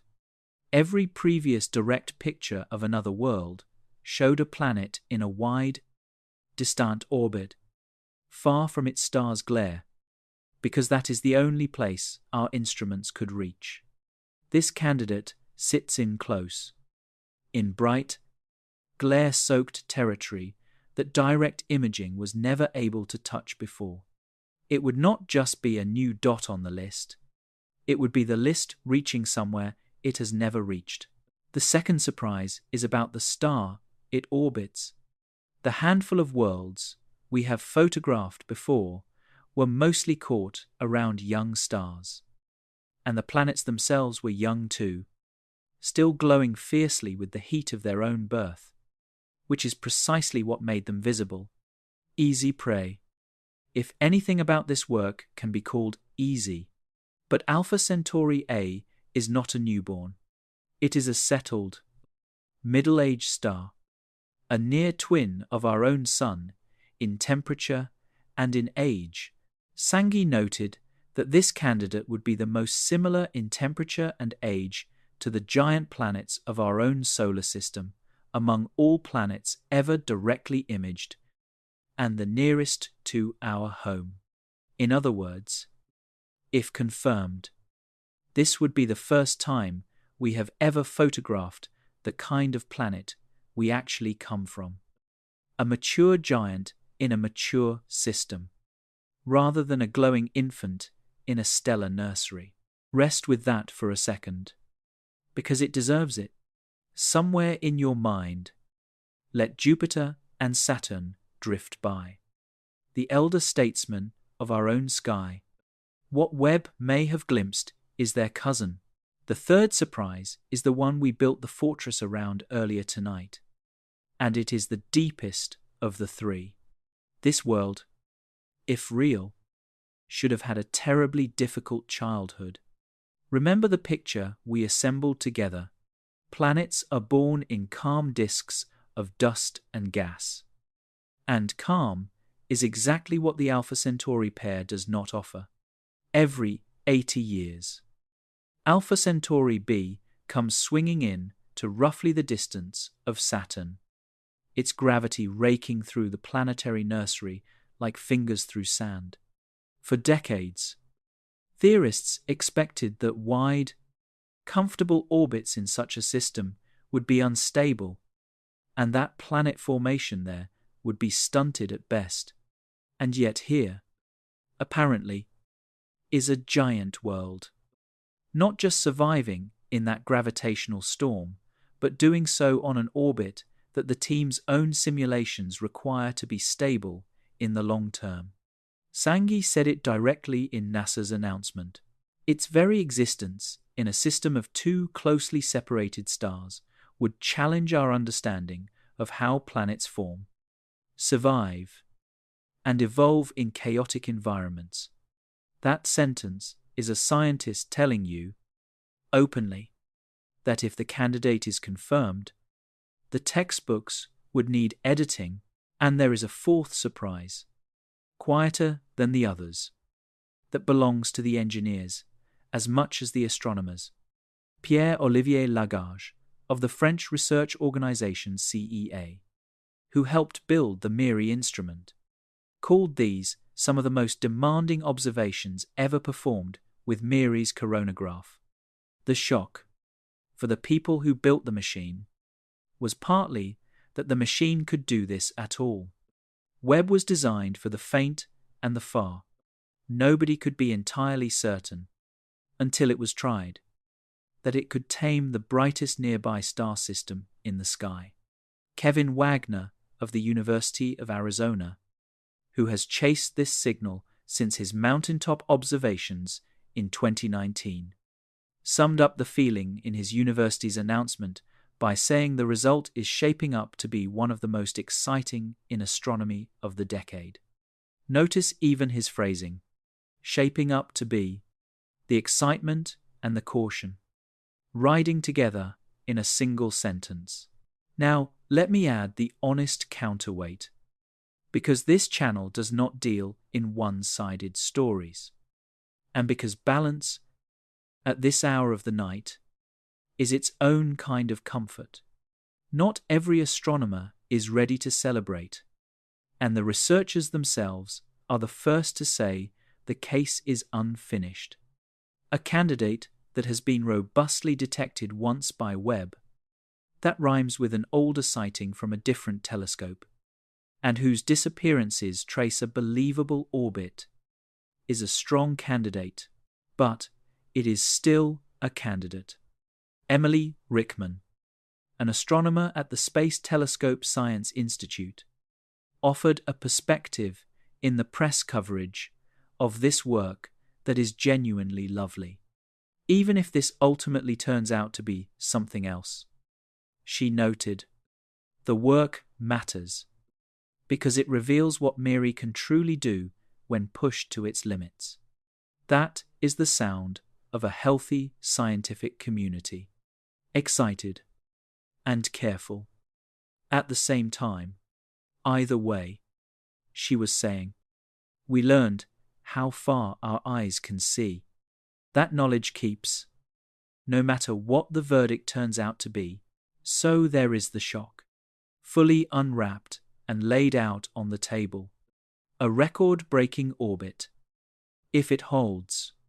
A first-of-its-kind portrait around a solar twin, if it holds. A world thriving where theory said worlds should struggle, if it holds. And a telescope performing beyond its design, which holds already. Whatever else happens, all of it wraps around one more detail that I have deliberately saved because it deserves a chapter of its own. The orbit that fits this candidate, swinging between 1 and 2 times the Earth, to sun distance from a star almost exactly like ours, threads directly through the region astronomers call the habitable zone, the zone of liquid water, the zone where Earths belong. And that fact turns out to be both more wonderful and more complicated than it first sounds. Few phrases in astronomy carry as much quiet hope as the words habitable zone. So, before we go further, let us make sure we hold the idea gently and correctly. The way you would hold something borrowed. Around every star there is a band of distances where the warmth is neither too fierce nor too faint, where a world with the right kind of atmosphere could, in principle, keep liquid water on its surface. Closer in, oceans boil away. Farther out, they freeze solid. In between lies the temperate ring that scientists sometimes call the Goldilocks zone. After the fairy tale about porridge that was neither too hot nor too cold, our Earth sits comfortably inside the Sun's version of this ring. And that single fact underlies everything you have ever loved. Now, here is what NASA's announcement says about the candidate at Alpha Centauri A. And it is worth hearing in its careful entirety. If confirmed, this planet would be the closest to Earth that orbits in the habitable zone of a Sunlike star. Read quickly. That sentence sounds like the discovery of a new home, the nearest Sunlike star, and a world riding through its temperate ring. But NASA's very next sentence closes the door it seems to open. And honesty requires us to walk through both sentences together, because the planet candidate is a gas giant. Scientists say it would not support life as we know it. There is the paradox, laid out plainly, the right address and the wrong kind of house. This world, if real, receives roughly the kind of gentle starlight that Earth receives. It moves through the exact band of distances where oceans could exist, and yet it almost certainly has no surface for an ocean to rest on. A Saturn mass giant is an atmosphere all the way down, thousands of miles of thickening hydrogen and helium with no shore, no ground, no place where rain could ever land. Sunlight in the habitable zone can warm a world, but it cannot give a world a floor. So, is the habitable zone location meaningless? Then, a cosmic joke. I do not think so, and I want to offer you 2 reasons, clearly labelled for what they are. The first is solid science. The second is careful, honest wondering. and I will mark the border between them, so you always know which side we are standing on. The solid reason first. Even with no life anywhere in the picture, a giant planet in the habitable zone of the nearest Sun-like star would be a scientific treasure beyond price. Charles Beichman of NASA's Jet Propulsion Laboratory made this point in the announcement. With this system so close to us, any exoplanet found there would offer our best opportunity to collect data on planetary systems other than our own. Every other planet we study is a distant whisper. This one, if confirmed, would be close enough to become a laboratory, a world whose atmosphere, weather, and history we could study in a detail impossible anywhere else. A reference point against which our theories of giant planets would be tested for generations. Nearness, in astronomy, is a superpower. Now the wondering, flagged exactly as such, because this is where careful minds allow themselves to imagine without pretending to know. In our own solar system, giant planets do not travel alone. Jupiter carries dozens of moons, and among them are some of the most fascinating places we know. Europa, with its cracked shell of ice over what strong evidence suggests is a deep, salty ocean. Titan, a moon of Saturn with lakes and rain and a thick atmosphere. Though of methane rather than water, our giants live far from the sun, so their moons are frozen. But a giant planet orbiting inside the habitable zone would bathe any moons it carried in temperate light. And now the border, stated clearly, so that nothing tonight rests on a blur. No moon has been detected around this candidate. No moon has even been hinted at in the data. The candidate itself is not yet confirmed. What is true is simply this. If confirmation comes, the question of what might accompany such a world is exactly the kind of question astronomers will ask next. Because our own solar system teaches us that giants tend to come with families. A question, not a claim. Let it float there, weightless, asking nothing of you.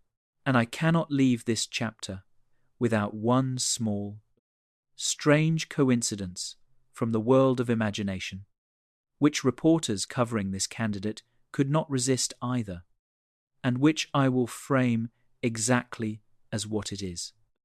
A coincidence.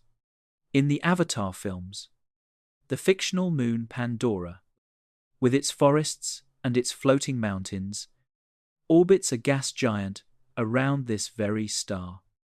Alpha Centauri A, science fiction placed a habitable moon around a giant planet at this exact address decades before a real telescope detected a real candidate giant in the habitable zone there. It proves nothing. Of course, fiction is fiction, and the resemblance is luck, not prophecy. But there is something quietly delightful about a storyteller's guess and a space telescope's data pointing, however tentatively, at the same patch of sky. Sometimes the universe rhymes with our dreams by accident, and accidental rhymes are still pleasant to hear at bedtime. Let the paradox rest now, softly resolved. A world that cannot be a home, in a place where homes are possible, around the one sun-like star we could reach before any other, and as the idea settles. Notice what has quietly happened to our picture of this star system over the course of the night. It began as a single point of southern light. Then it became 3 suns. Then 3 suns and a question mark. And now, if the candidate is real, it would be 3 suns. One giant world. And, as we are about to see, a family of worlds we have not yet properly met, circling the smallest and dimmest member of the household. It is time to visit the ember, Let the pillow take the full weight of your head, and come meet the worlds of Proxima Centauri. For most of tonight, the little red star has been waiting patiently at the edge of our story. Proxima Centauri, the ember, the dim third member of the household, noticed in 1915 by Robert Innes on his photographic plates of the southern sky. So faint that no unaided human eye has ever seen it. And yet, of all the hundreds of billions of stars in our galaxy, the single closest one to home, it is time to give the ember its chapter. Because what orbits Proxima changes the meaning of everything else we have talked about tonight.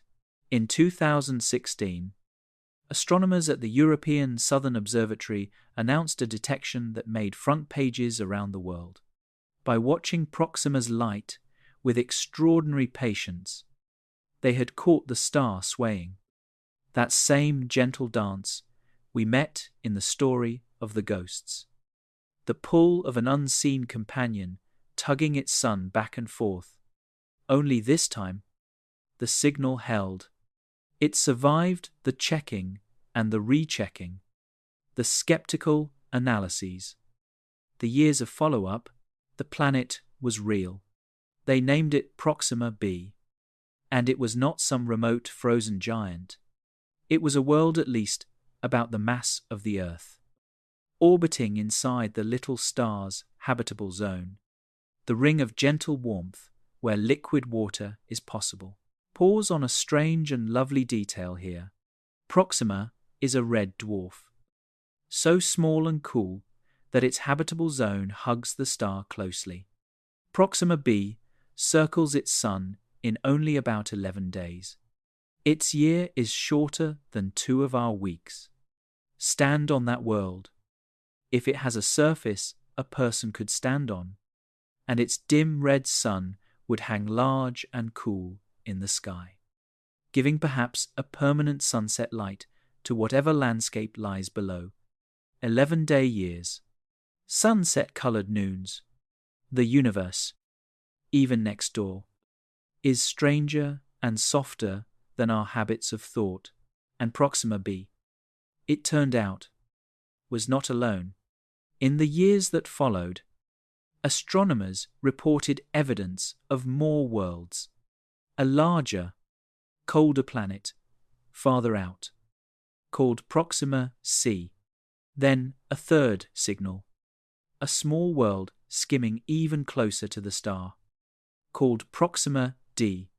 By the time NASA and the European Space Agency published the Webb results we have been following tonight, their announcements described 3 confirmed planets orbiting Proxima Centauri. I will add one soft, honest note here, in keeping with our promise. That is the wording of the Space Agency's own announcements. And it is the wording I have given you. Within the wider scientific community, the different signals carry different levels of certainty, and the details of some of them remain subjects of ongoing study. Proxima b stands on very firm ground. Its smaller siblings are well supported but still being watched. That is the honest shape of the family portrait, and it takes nothing away from the wonder of it. Honesty also requires the shadow as well as the light. So here it is. Being in the habitable zone does not make a world habitable, and red dwarf stars are famously difficult neighbors. Proxima is a flare star. Despite its small size, it periodically erupts with bursts of radiation far more violent, relative to its calm state, than anything our Sun produces. Whether a planet like Proxima b could hold on to an atmosphere under that kind of weather, whether its surface is a refuge or a scoured rock, is a genuinely open question that scientists are still working to answer, and I will not pretend otherwise. Nobody tonight can tell you whether anything has ever stirred in the red light of Proxima. What we can say with confidence, is that the worlds themselves are there, and that they are the closest worlds to ours that exist anywhere. Now, step back with me, all the way back, and look at the neighborhood whole. You do not need to strain. The picture assembles itself. One star system, the closest one that exists. And look at what it contains. 3 planets around the ember. As described in the agency's announcements, a 20-year trail of hints. And now, the strongest candidate yet. A possible Saturn mass giant around the bright Sunlike star. All of this within a single household. The very first door we could ever knock on. Think about what that implies. Gently, the way you might realize something while half asleep. Astronomers did not get lucky with Alpha Centauri. It is the other way around.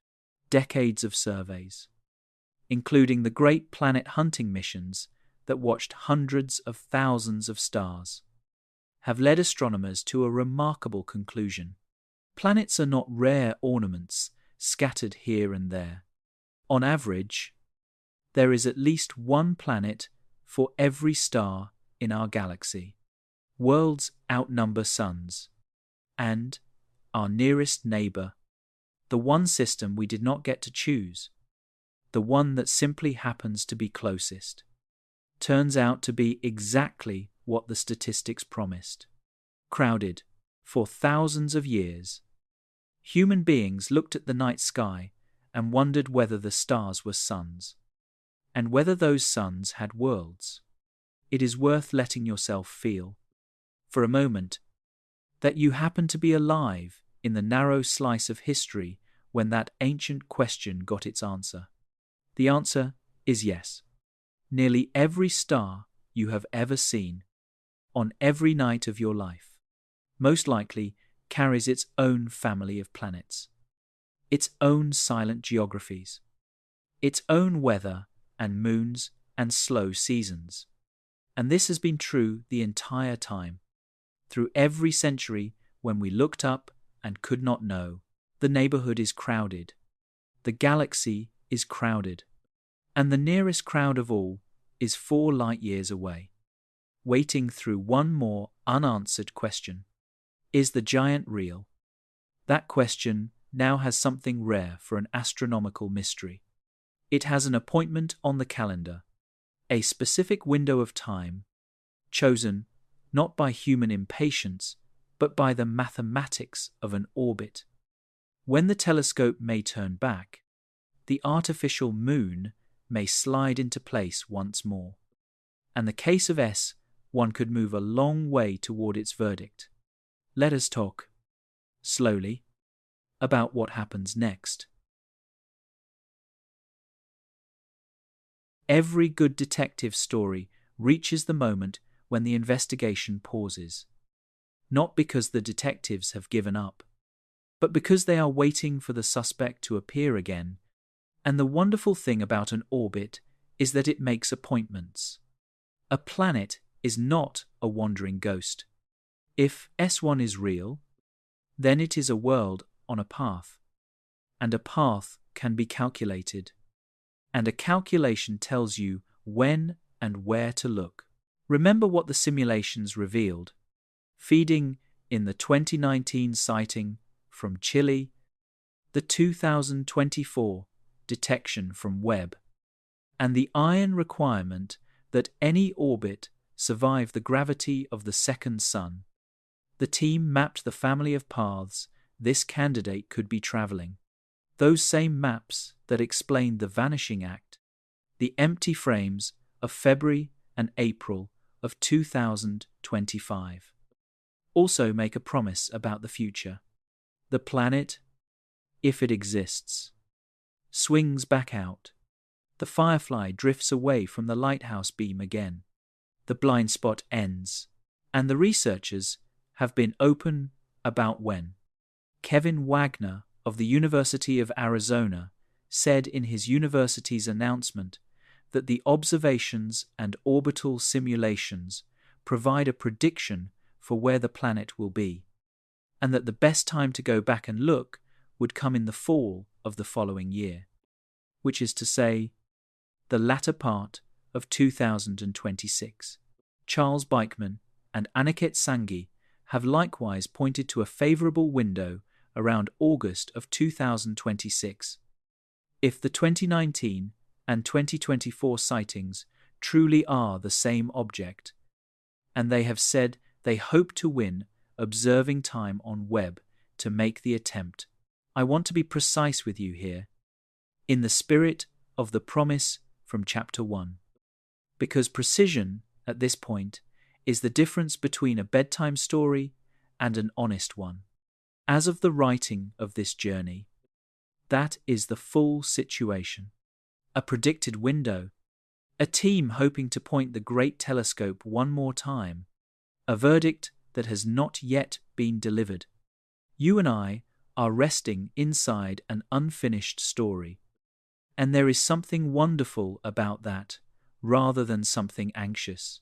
Somewhere out there, the answer already exists. The planet is either circling that star tonight or it is not. 4 years of light away. Reality has already made up its mind, and all that remains is for the light to arrive and for us to be ready to catch it. And what would happen if the light brings good news? Let us walk through it carefully, with all the conditionals in place. If Webb looks again in that window, and if a point of light sits at the position the mathematics has circled, moving along the predicted path, then the candidate would take an enormous stride. It would move much closer to confirmation. The 20-year hunt would be close to its end. Astronomers would then set about the patient work of pinning down the orbit, the mass, the nature of the world, the slow transformation of a dot into a place. One more clean sighting might not close every question on its own, if debates remain about the details, but it would change the conversation from whether toward what, and that is the threshold every candidate dreams of crossing. If candidates could dream, and if the frame is empty again, then the maps get redrawn, the orbits are recalculated, and the patient machinery of science simply continues.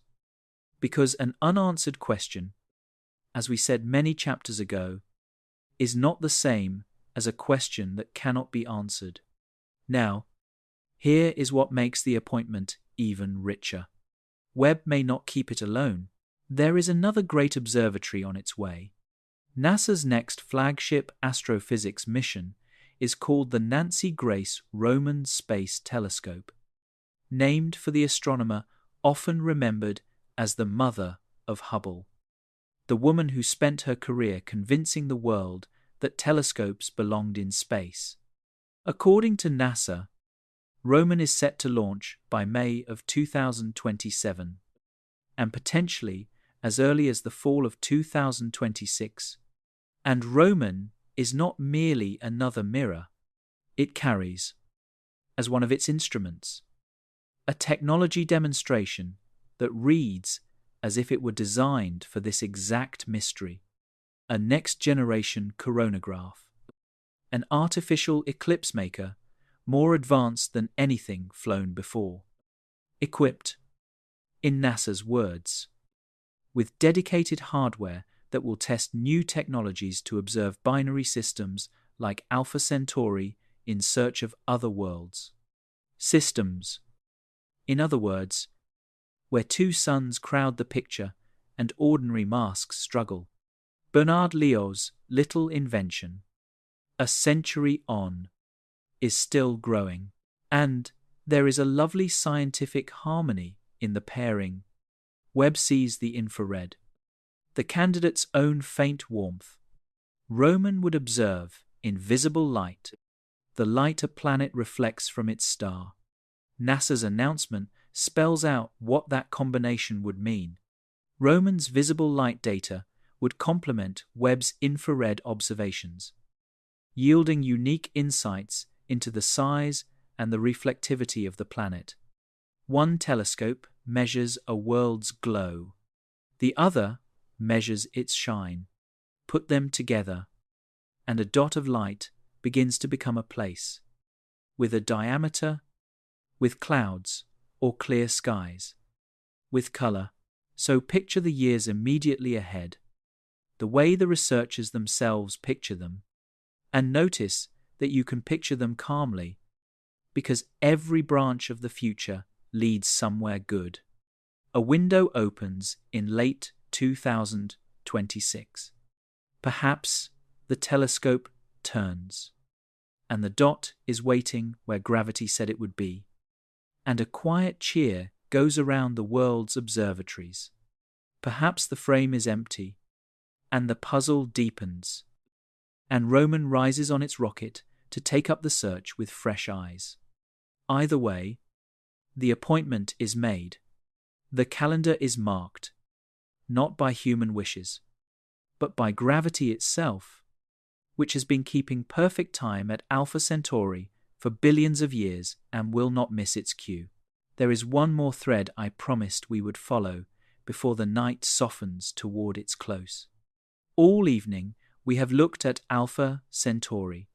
We have not yet talked, slowly and honestly, about going there. Not with our eyes. With our machines, what would it actually take for something made by human hands to cross 4 light years and see that possible world up close? The answer has changed within your lifetime, and it now involves lasers, a sail thinner than a soap bubble, and a spacecraft that weighs less than a letter.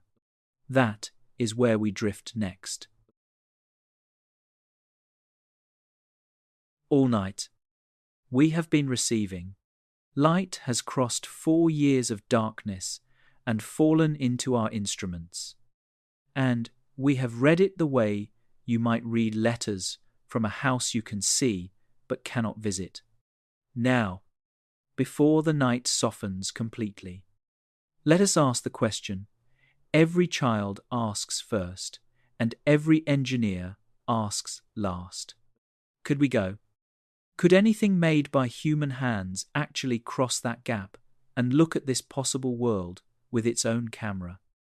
You already know the discouraging half of the answer, because we felt it together earlier tonight.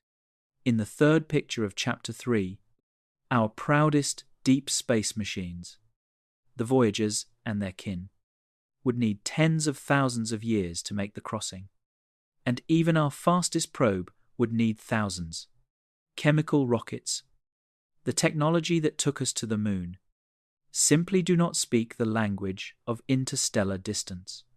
They are rowboats, and this is an ocean. So, rather than repeat that arithmetic, let us start this chapter where the arithmetic ends, with the question the arithmetic forces: if fire cannot take us, what could? The answer, surprisingly, is light itself. Here is a fact about light that sounds like poetry but is plain physics. Verified in laboratories for over a century. Light pushes. When a beam of light strikes a surface, it delivers a tiny nudge of momentum, far too gentle for you to feel when sunlight lands on your skin, but real, measurable, and relentless. Build a mirror in space. Make it vast and impossibly thin, and the pressure of light alone can move it. No fuel, no engine, no fire, just brightness, leaning patiently on a sail. Spacecraft have already flown that use the gentle pressure of sunlight this way, drifting on beams the way ships once drifted on trade winds. Now, take that idea and turn up the intensity, and you arrive at one of the most audacious proposals in the history of engineering. In 2016, the investor Yuri Milner, joined at the announcement by the physicist Stephen Hawking, launched a research initiative called Breakthrough Starshot. The concept is beautifully simple to state. You do not send a ship with people, or fuel tanks, or even much of anything. You send a chip, a spacecraft the size of a postage stamp, weighing about a gram, attached to a light sail several meters across and thinner than a soap bubble. Then, from the ground, you fire an enormous array of lasers at the sail, and light itself pushes the craft the way wind fills a kite. Because the craft weighs almost nothing, the acceleration is ferocious. The concept calls for reaching roughly 20% of the speed of light within minutes. At that speed, the mathematics of despair changes completely. The 70,000-year voyage we mourned in Chapter 3 becomes roughly 20 years. A probe launched within some future decade could, in principle, sweep through the Alpha Centauri system within a single human lifetime. Cameras snapping as it flies, and then spend a little over 4 more years radioing its pictures home. A child alive today could, if this program succeeds, live to see a close-up photograph of the very candidate world we have spent tonight following. And now, the honest counterweight, as always, stated plainly so that wonder never has to lean on exaggeration. Breakthrough Starshot is a research program, not a spacecraft under construction. The engineering challenges are immense, and its own researchers say so openly. The laser array would need to be one of the most powerful machines ever assembled. Its many beams combined and held steady through the shimmer of our atmosphere. The sail must survive an acceleration thousands of times the force of gravity, and then endure 20 years of collisions with interstellar dust at 1/5 the speed of light. Where even a grain is a bullet, the tiny craft must aim itself, take its pictures, and whisper them home across 4 light years, all on a device lighter than a coin, powered by almost nothing. Nobody can promise you tonight that these problems will be solved on any particular schedule, or at all. What can be said truthfully is this: serious physicists consider them problems of engineering rather than violations of physics. And that is a distinction with enormous meaning. The universe does not forbid this journey. It merely demands that we grow into it. There is something gentle worth noticing in the shape of that future mission.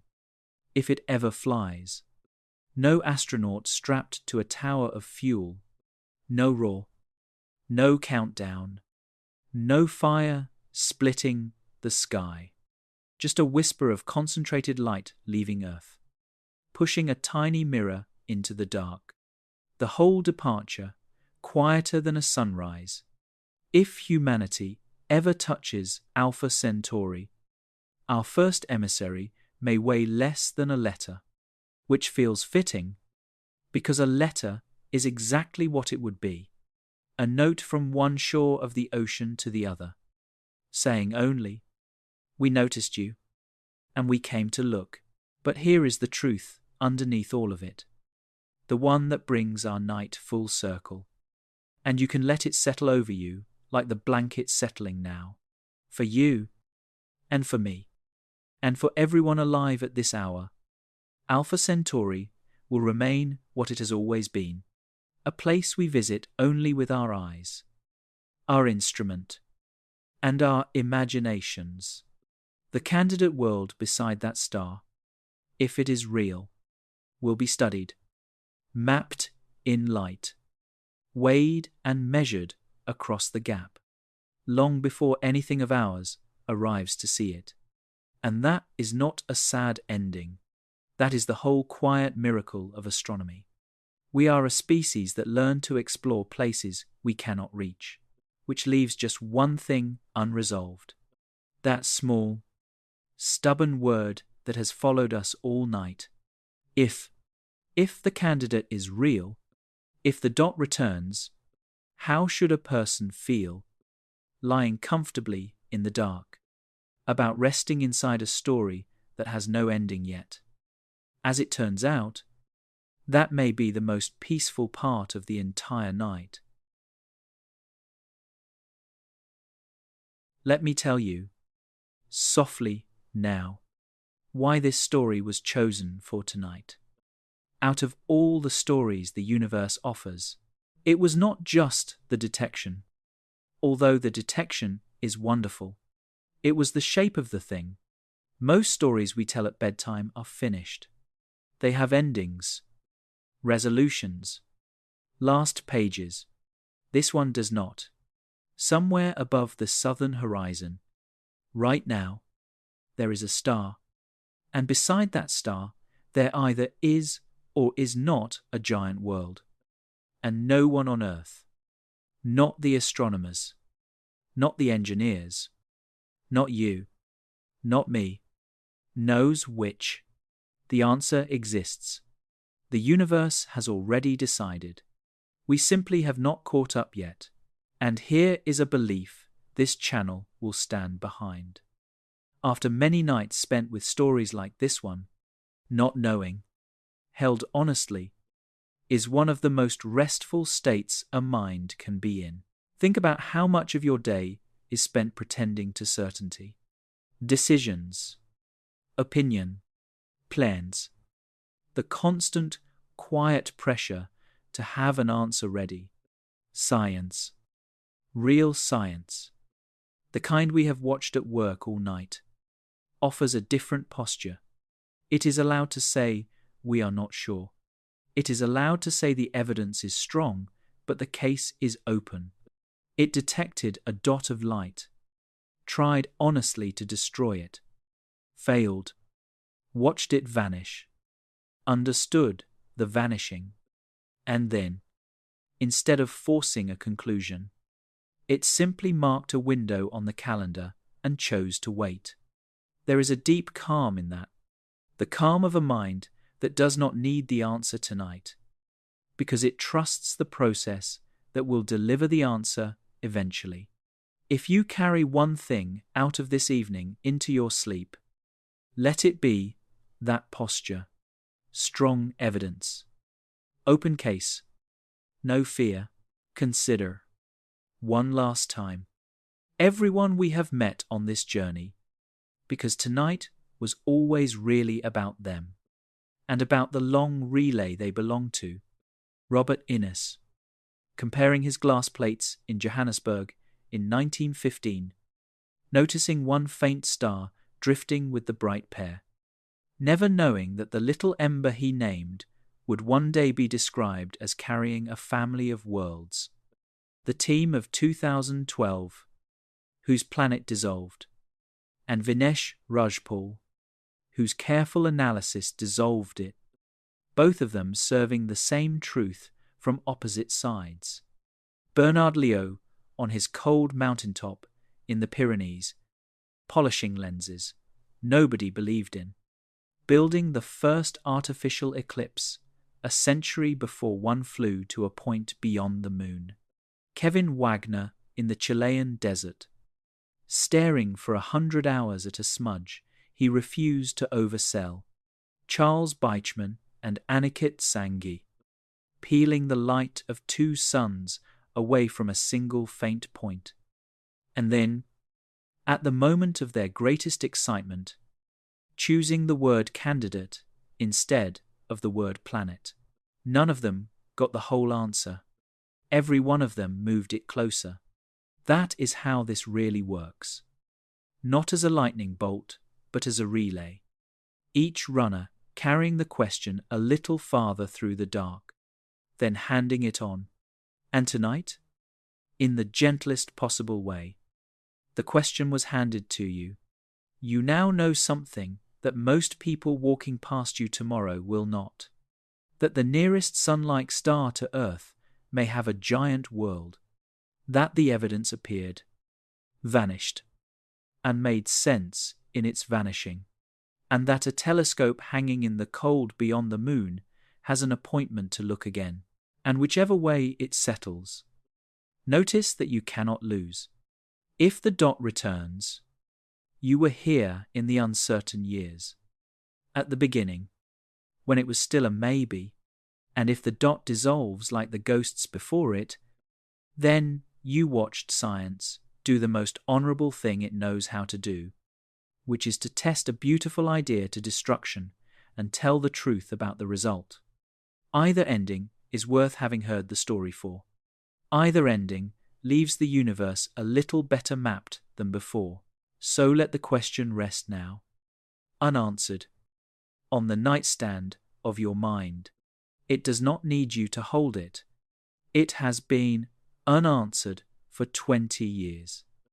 And it will keep safely until morning, and until the telescopes turn, and until the light arrives, as light always eventually does. There is only one place left for us to go tonight, and it is not far at all. It is just outside. Under the sky you have lived beneath all along. Come outside with me one last time, in imagination only. There is no need to move at all. Let it be a clear night. Wherever you are, let the air be still. If you are listening somewhere in the northern half of the world, in the United States, or Canada, or Europe, then the star we have spent all night with is below your horizon right now, hidden by the gentle curve of the earth, exactly as it has been your entire life. You cannot see it, but knowing is a kind of seeing. Somewhere beneath your feet, on the far side of the planet, the southern sky is turning, and in it, in the constellation of the Centaur, a bright golden point is shining over ships and deserts and sleeping towns. 3 suns wearing the disguise of one. Around the smallest of them, a family of small worlds, and around the brightest, perhaps, our giant, swinging along its patient ellipse, keeping its appointment with a telescope that has not looked yet. The light that star released tonight is on its way here. It is crossing the emptiness at this very moment, and it will arrive in a little more than 4 years, to fall on whoever happens to be standing under the southern sky then. Perhaps by the time it lands, the word candidate will be gone, and the world beside Alpha Centauri A will have a name. Perhaps the mystery will have deepened instead, and new instruments will have taken up the search. Or perhaps the sky will simply be holding its next surprise, the way it always has. And here is the last thought to carry over the edge of sleep. Nothing we learned tonight made the universe stranger. It made the universe more like home. The nearest star system turned out not to be an empty lighthouse, but a neighborhood with worlds and weather and family resemblances to our own. The great telescope, built to study the beginning of time, turned around and may have found something in the house next door. For all the unimaginable distances we crossed tonight, the story kept arriving at the same soft conclusion. Planets are ordinary. Worlds are everywhere. The galaxy is not a desert with one oasis.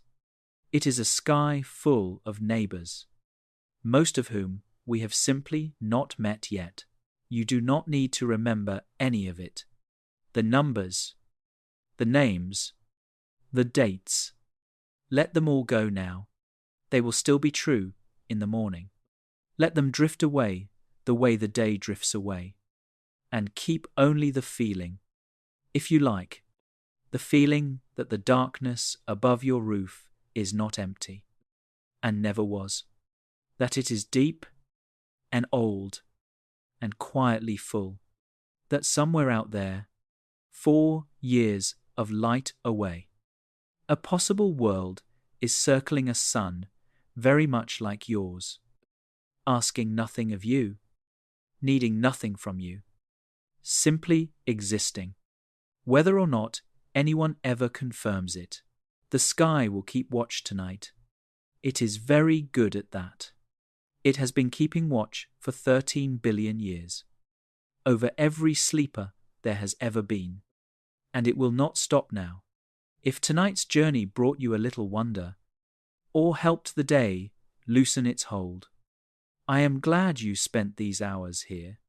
On another quiet night, there will be another question waiting in the dark, and we will walk through it together the same way. Slowly and honestly, the way big ideas deserve. But that is for another evening. For now, let your breathing find its own pace. Let the room be dark, and let the star be far, and let both of those be exactly as they should be. Good night. Sleep deeply, under a sky full of neighbors.